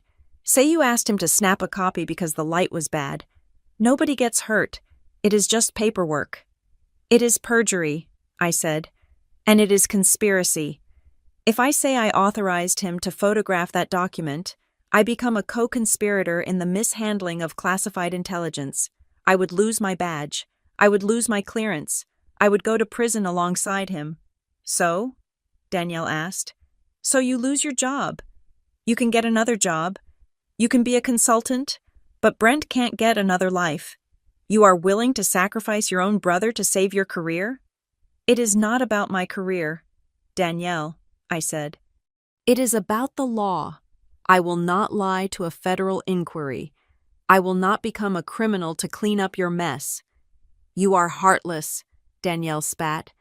I save people. I bend the rules all the time to save patients. I forge insurance codes so poor kids can get surgery. Because I care about people more than forms. You? You care about the form more than the blood. I care about the millions of people who depend on that grid remaining secure, I said. The people you don't see. Violet, my mother spoke. She stood up from the table. She looked small, frail, a ghost of the woman who had hosted the party 3 hours ago. Violet, look at me. I looked at her. I gave birth to you, she said softly. I held you when you were sick. I paid for your college. I have loved you every day of your life. Do I not deserve to know? Do I not deserve to understand what you do? You can know that I love you, I said. You can know that I work hard. But you cannot know the secrets of the state. Mom, that is the line. I am your mother, she cried out, her voice cracking. I created you. Does that mean nothing? Do I not have a right to share in your life? Why do you shut me out? Because you are dangerous, I said. The words tasted like bile, but they had to be spoken. Because tonight proved that you cannot separate your love for me from your need to control me. You think that because you gave birth to me, you own me. You think you own my thoughts, my space, my work. I took a step closer to her. Giving birth to me does not mean you own everything I touch, I said. My oath is not to you, it is to the Constitution, and tonight, you forced me to choose between them. Then you made the wrong choice, my father said. Ray looked up. His eyes were dry. There was no sadness in them anymore, only a hard, desperate calculation. Mr. Sterling, Ray said, not looking at me. Do we have the papers? Sterling hesitated. Ray, I don't think this is the time. Give me the papers, Ray commanded. Sterling reached into his briefcase and pulled out a document. It was a draft of a will. "Violet," Ray said, his voice shaking with a tremor of rage. "If you do not walk out of this room right now, if you do not go to those agents and tell them this was all a misunderstanding, if you do not fix this for Brent and for me, I am removing you from this family." "Ray," Linda gasped. "I mean it," Ray said. "I will disinherit you. I will write you out of the will. I will remove your name from the deed to the lake house. You will not be a Garcia anymore. You will be a stranger to us. No Christmases, no birthdays, nothing. You will be dead to us." I looked at my father. I looked at the man who had sold me out for a loan modification. I looked at the man who had planted a hazardous transport order in my bag to save his own skin. "You are threatening to cut me out of your will?" I asked quietly. "Yes," Ray said.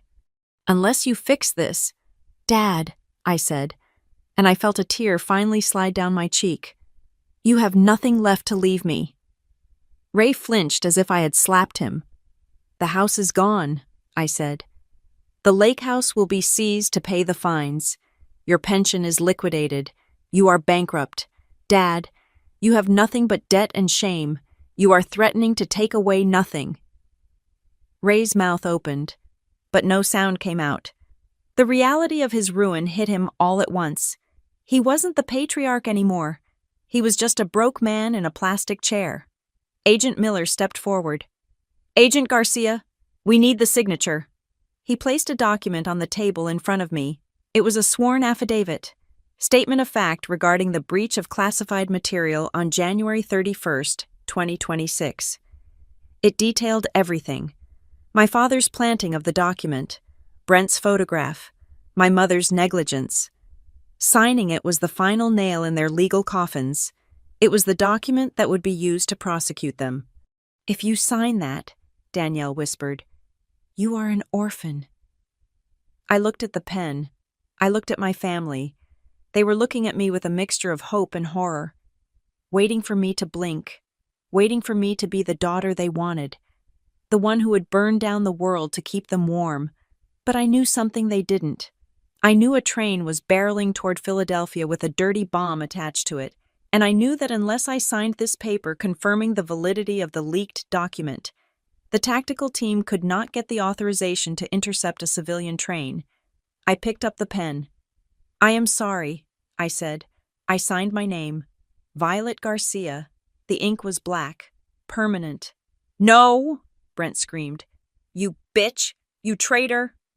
"That is enough," Agent Miller barked. "Escort the subjects to the holding cells." Agents swarmed the room. They pulled Brent up. He was kicking and screaming profanities at me. Danielle stood up with dignity, but her eyes were cold, dead things. Ray just sat there, weeping into his hands. Linda looked at me one last time, and then turned away, refusing to acknowledge my existence. They were dragged out. The door closed. The silence returned. I stood there, staring at my signature. My hand was shaking uncontrollably now. "You did the right thing," Agent Miller said softly. He picked up the affidavit. "I know it doesn't feel like it, but you did." "It feels like I just executed them," I whispered. "If you hadn't reported this," Miller said, leaning in close. "If you hadn't followed protocol exactly, we wouldn't have flagged the forwarding address. We wouldn't have known about the train. You didn't just report a crime. Garcia, you gave us the map." He tapped the file on the table. "Look at the casualty projections," he said. I looked down. Miller had opened the threat file Danielle had been looking at earlier, the one she had mocked. Projected impact. Cobalt, Shashias Deshimt dispersal. Estimated fatalities. Katuriolika, Tuxtanchu, immediate. Uninhabitable zone. 12 square miles. Danielle had seen the header before she left. I saw the look on her face as she was dragged out. It wasn't just hate anymore. It was fear. She had finally realized that the paperwork she despised was the only thing standing between her hospital and a nuclear wasteland. "The train is 20 minutes from the intercept point," Miller said. "Director Holloway is waiting on the roof. You have your warrant." I nodded. I wiped my face. I put the pen down. "I am ready," I said. I walked toward the door. As I reached for the handle, my secure phone buzzed. It was a priority alert from Holloway. I pulled it out. Alert. Source compromised. I frowned. I tapped the message to open the details. Intercepted chatter confirms leak source. The Architect Network has identified the human asset who provided the original packet. My breath caught in my throat. The original packet, the intelligence that had sent me to my parents' house in the first place, had come from a deep cover source inside the Architect's Network. Asset ID, Griffin, status, burned, location, onboard train, 1105. I stared at the screen. Griffin, that was the code name. Miller, I said, turning back to him. The source, the guy who tipped us off about the network? He's on the train. What? Miller asked. He must have been shadowing the shipment, I said. He was trying to stop it himself. But the leak, my father's leak, it didn't just give the architect the route. It verified the timeline. They cross-referenced the access logs. I looked at the phone again. Subject is being hunted by hostiles on board. Uncle Marcus isn't just trying to move the bomb, I realized. He is cleaning house. He is going to execute the source before they reach Philadelphia. We need to get you on that chopper, Miller said, grabbing his radio. Now! I ran into the hallway. The family drama was over. The legal arguments were over. Now, there was only the rhythmic thumping of rotor blades and the knowledge that while I had lost my family in a conference room, someone else was about to lose their life in a train car because my father wanted a lower interest rate. The helicopter touched down on the tarmac of the forward operating base in a swirl of dust and kerosene fumes. We were not in Philadelphia yet. We were at a staging ground 10 miles south, a requisitioned industrial park that now served as the nerve center for the largest domestic terror intercept in a decade. I jumped out before the skids fully settled. The wind whipped my hair across my face, stinging my eyes, but I did not blink. I ran toward the command tent, flanked by 2 Marines who looked at me not as a woman, but as a high-value asset that might explode. Inside the tent, the air was stagnant and smelled of ozone. Banks of monitors lined the canvas walls. Men and women in headsets were speaking in hushed, clipped tones. In the center of the room, a large digital map table glowed with the arteries of the Northeast Corridor rail system. Report, Holloway barked as he entered behind me. Train 1105 is passing Wilmington, a technician shouted. Speed is holding at 115 miles per hour. We have a visual from the overhead drone. No external signs of distress. No stoppage. And the package? I asked, stepping up to the table. Thermal imaging confirms a radiological signature in the trailing car, the tech replied. It is shielded, but the heat bleed is consistent with a Cobalt-60 containment unit. I stared at the red line crawling up the map. It was a serpent made of steel, carrying a poison pill into the heart of the frantic city. It was Friday night. The station would be packed with commuters, tourists, and families, 14,000 people. We have a problem, the tech continued. The train just went dark on the civilian transponder. The driver isn't responding to radio checks. Hijacked? Holloway asked. Or coerced, I said. The architect, my Uncle Marcus, is on board. He didn't just board as a passenger. He likely breached the cab or has the conductor's family held hostage. He controls the throttle. I pulled up the file, the one my father had scanned. I needed to see what Marcus saw. I needed to understand why he felt safe enough to move the bomb now. I scanned the digital artifacts of the leaked document.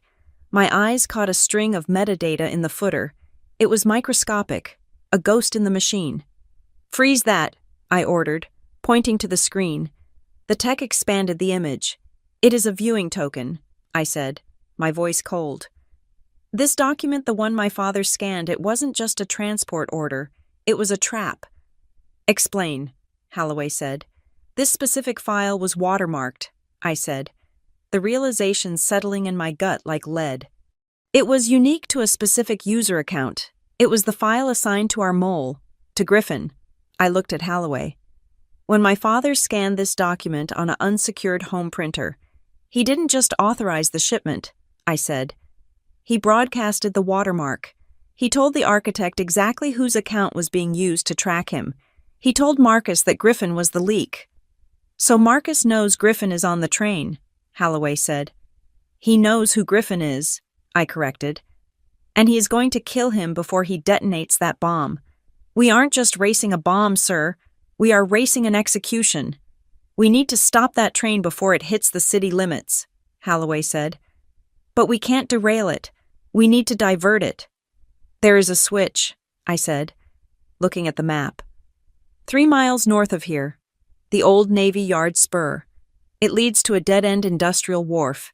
If we can throw that switch, we send the train into a controlled zone, minimal casualties.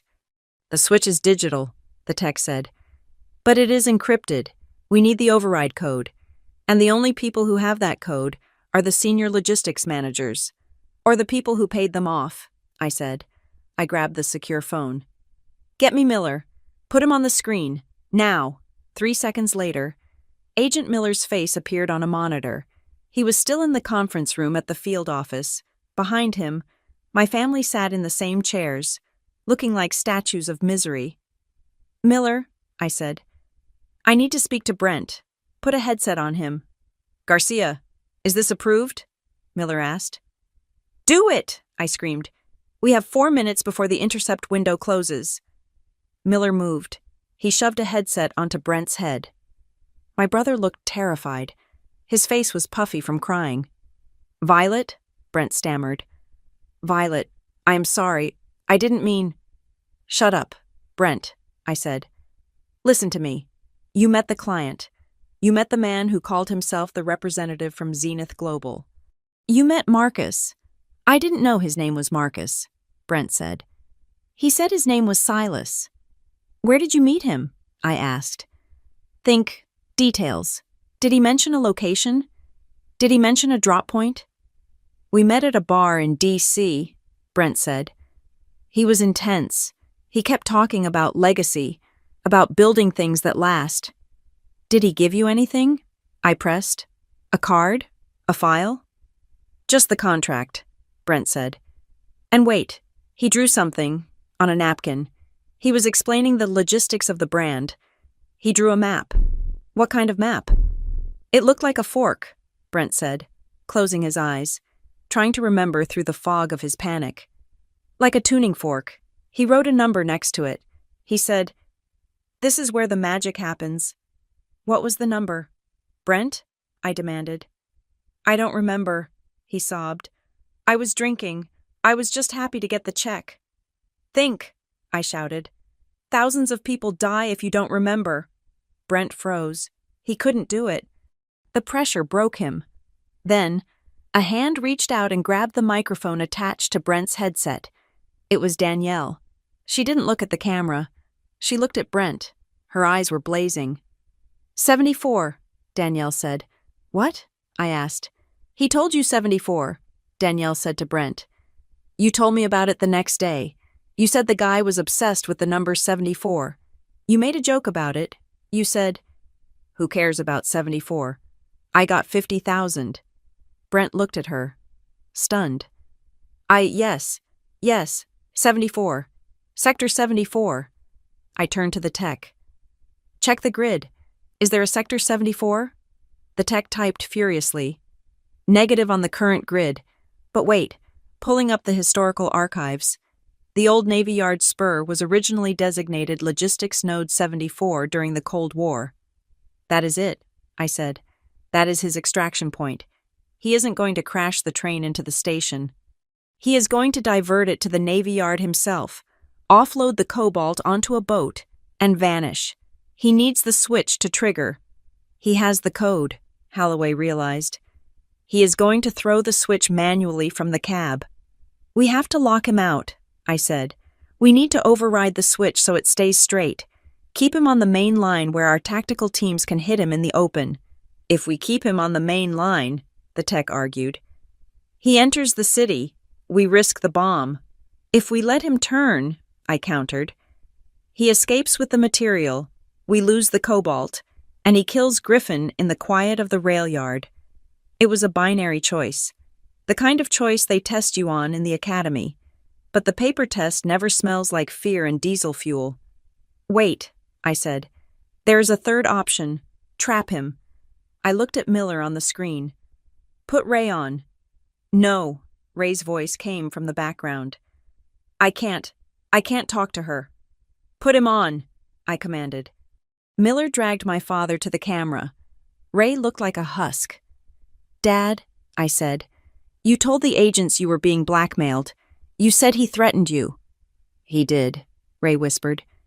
You said you had a recording, I said. A voicemail.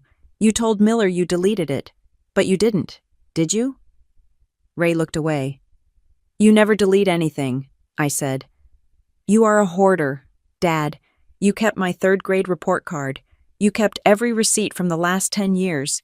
You have that recording. If I give it to you, Ray whimpered. It proves I knew. It proves I knew it was illegal. They will put me away for life. They are going to put you away regardless, Danielle shouted from the background. Give her the damn phone. Dad, people are going to die. Ray trembled. He reached into his pocket, not the pocket the agents had searched, but a hidden seam in his jacket lining. He pulled out a tiny micro SD card.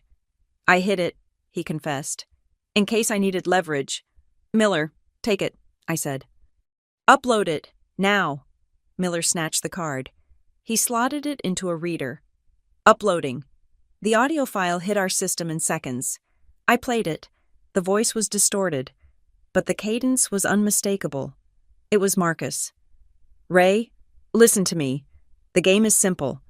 You verify the packet, or the bank takes the house. And Ray, if you get curious if you try to open the box, remember that I know where Violet sleeps. 74 is the key. Ray, 74 unlocks the future. He said the code, I said. He said 74 is the key. He wasn't just being poetic. That is the voice activation passkey for the switch. We can use this, I said to the tech. Broadcast this clip to the switch relay. Use his own voice to jam the command. If we jam it, the tech said, the switch freezes in a neutral position. The train will derail. No, I said. We don't jam the switch. We jam the train. I looked at the map. The train's safety systems are designed to listen for emergency broadcasts, I said. If we broadcast that voice clip, a known hostile signature, directly to the train's internal computer, the automated threat response will trigger. It will initiate a hard stop? Holloway asked. It will initiate a lockdown, I said. It will cut the throttle, lock the brakes, and seal the doors. It turns the train into a vault. But Griffin is in there, Holloway said softly. If we seal the doors, Marcus will know the system has been compromised. He will know he is trapped. He will take out his rage on the only other person in the car. I looked at the red dot.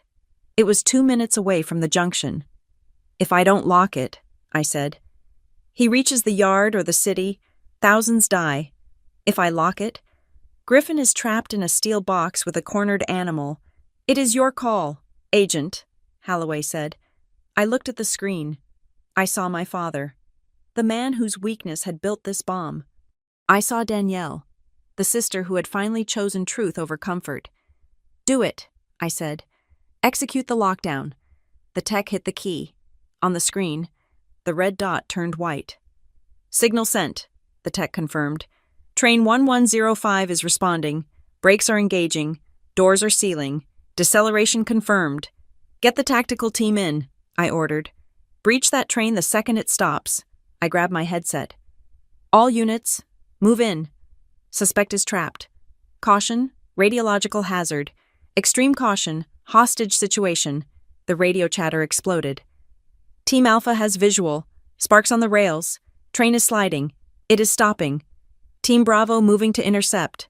I watched the map. The train ground to a halt a mile short of the city, stranded on a lonely stretch of tracks surrounded by snow and darkness. Breach! Breach! Breach! The audio from the team leader's body cam fed into my earpiece. I heard the hiss of hydraulic cutters. I heard the bang of flashbangs.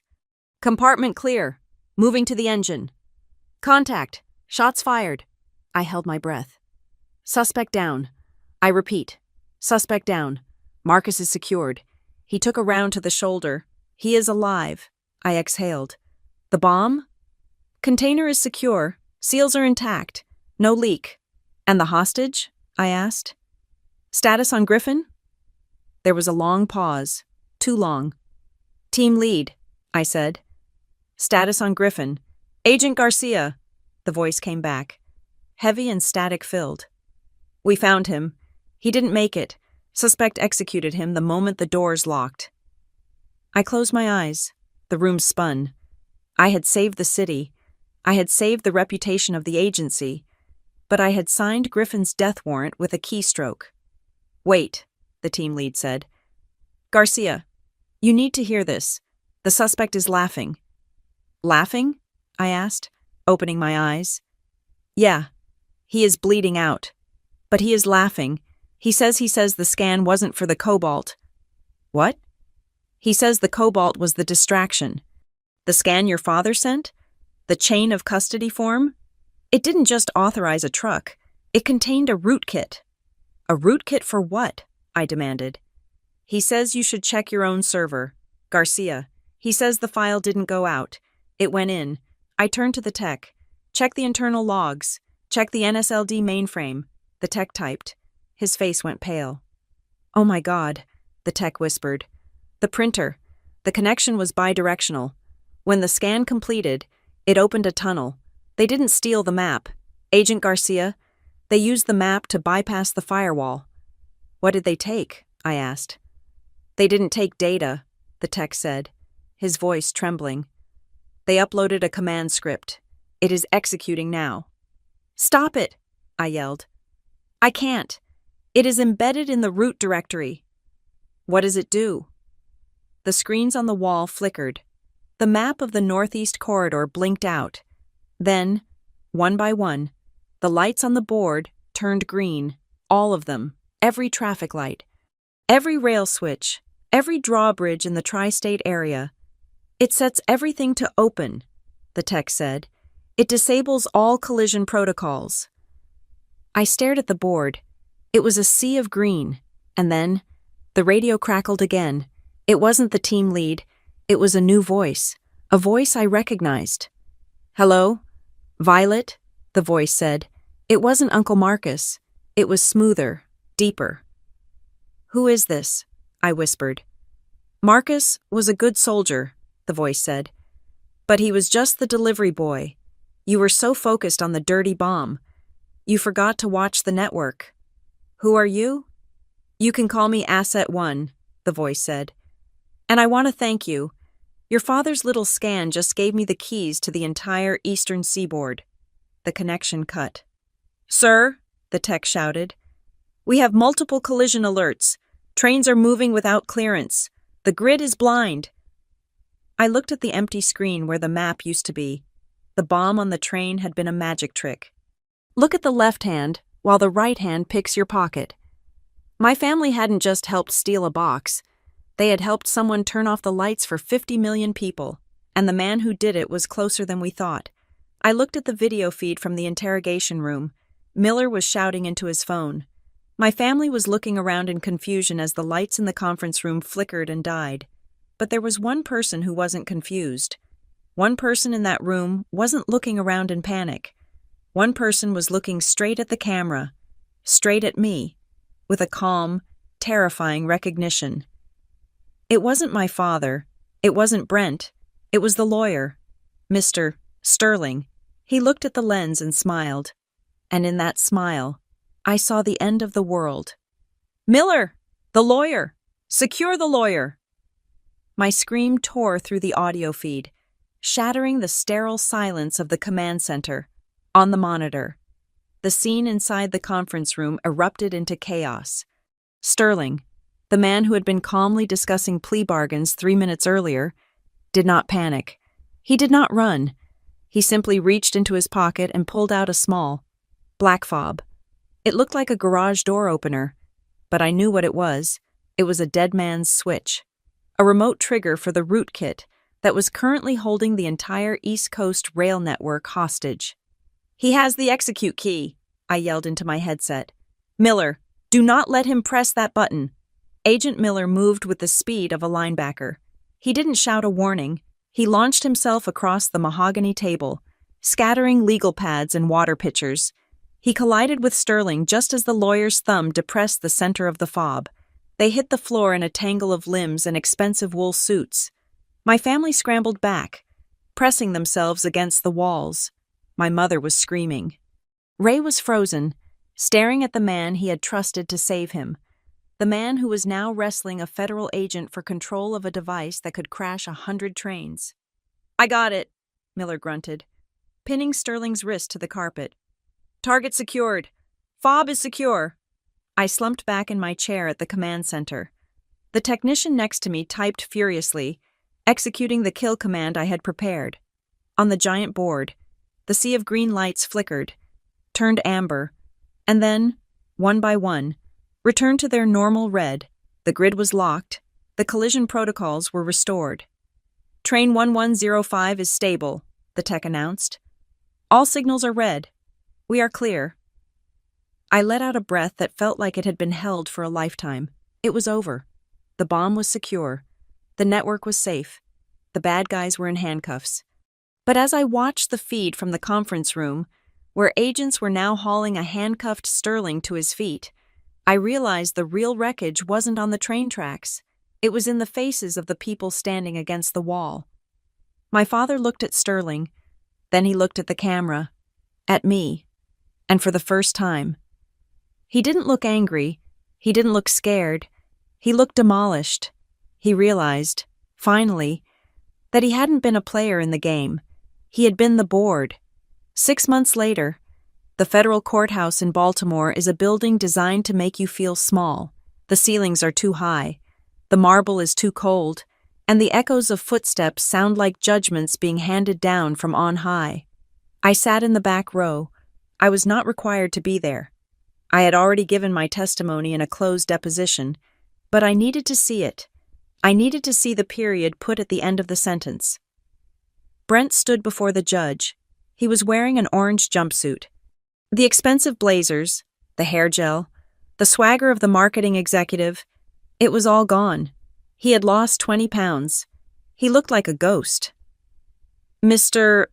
Garcia," the judge said, "you have pleaded guilty to 1 count of unauthorized retention of national defense information.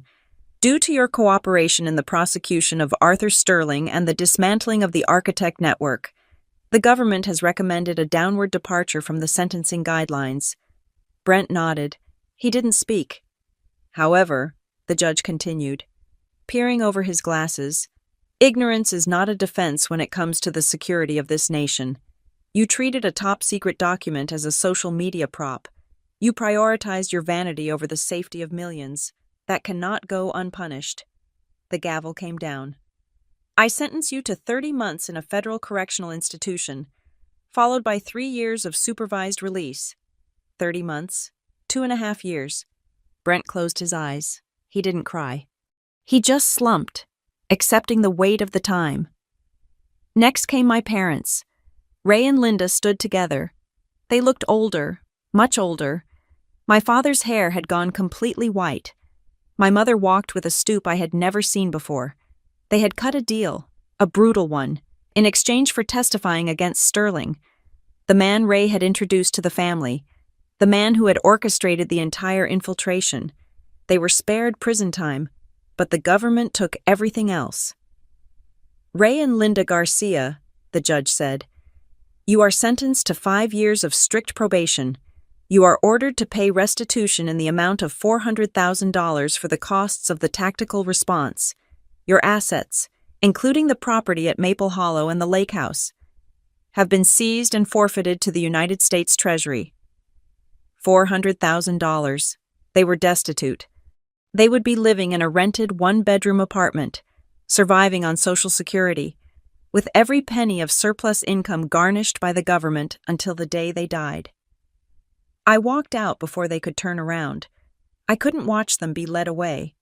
I waited on the steps of the courthouse. The wind was biting. carrying the smell of rain. Danielle walked out a few minutes later. She was wearing her hospital scrubs under a coat.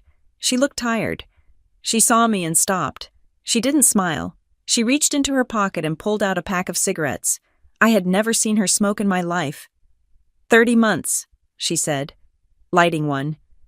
He will be 40 when he gets out. He is lucky, I said. The guidelines called for 10 years. Lucky, she repeated, exhaling a plume of smoke. Yeah, we are the luckiest family in America. She looked at me. Her eyes were hard, but the hatred was gone. It had been replaced by a cold, clinical understanding. I read the report, she said. The redacted one they gave the lawyers, about the train. You shouldn't have read that, I said. 14,000 people, she said, ignoring me. That is the casualty estimate, if that thing had breached in the station. 14,000. She took another drag. I spent my whole life thinking I was the hero, she said quietly. I save one person at a time, maybe 5 on a bad night. You saved a city. It doesn't feel like it, I said. I know, Danielle said. I still hate you. Violet, I hate that you called the raid. I hate that Mom and Dad are going to die poor and humiliated. I hate that Brent is in a cage. She flicked the cigarette onto the concrete. But I can't say you were wrong, she said. And that is what I hate the most. She turned and walked away, toward the parking garage. She didn't say goodbye. We both knew we wouldn't see each other again. The next day, I was summoned to Director Holloway's office at the NSLD headquarters. The mood was not celebratory. There were no balloons. There were no medals. In the intelligence community, success is defined by the absence of headlines. The fact that CNN was reporting a logistical glitch in the rail network instead of a nuclear disaster was my commendation. Agent Garcia, Holloway said, gesturing to a chair, the Internal Review Board has completed its findings. I am ready to surrender my badge, sir, I said. Don't be dramatic, Holloway said.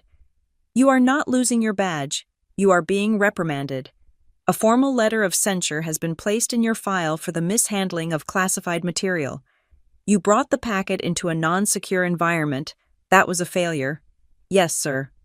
However, Holloway continued, sliding a thin manila folder across the desk, your actions subsequent to the breach, specifically the identification of the rootkit and the neutralization of the hostile train, have been noted as exemplary. You saved the campaign. You saved the agency from a catastrophic failure. I looked at the folder. What is this?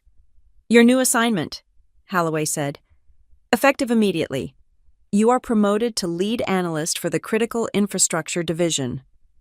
I blinked. Lead analyst? There is a catch, Holloway said. You are too high risk for field work now. Your face is known to the remnants of the architects' network. And frankly, your judgment regarding remote work is compromised. He leaned forward. This position is based at the Raven Rock Mountain Complex, he said. It is an underground bunker. You will live on site during your rotation. You will work in a skiff, no cell phones, no internet access, no taking work home, because you won't have a home. Garcia, the facility is your home. I understood. It was a promotion. Yes, but it was also a quarantine. They were locking me away where my family couldn't reach me, where no one could touch me, where my basic work files would never see the light of day. I accept, I said. Good, Holloway said. One more thing. He handed me a single sheet of paper. It was a non-disclosure agreement, but it was different from the standard ones. The operation, he said.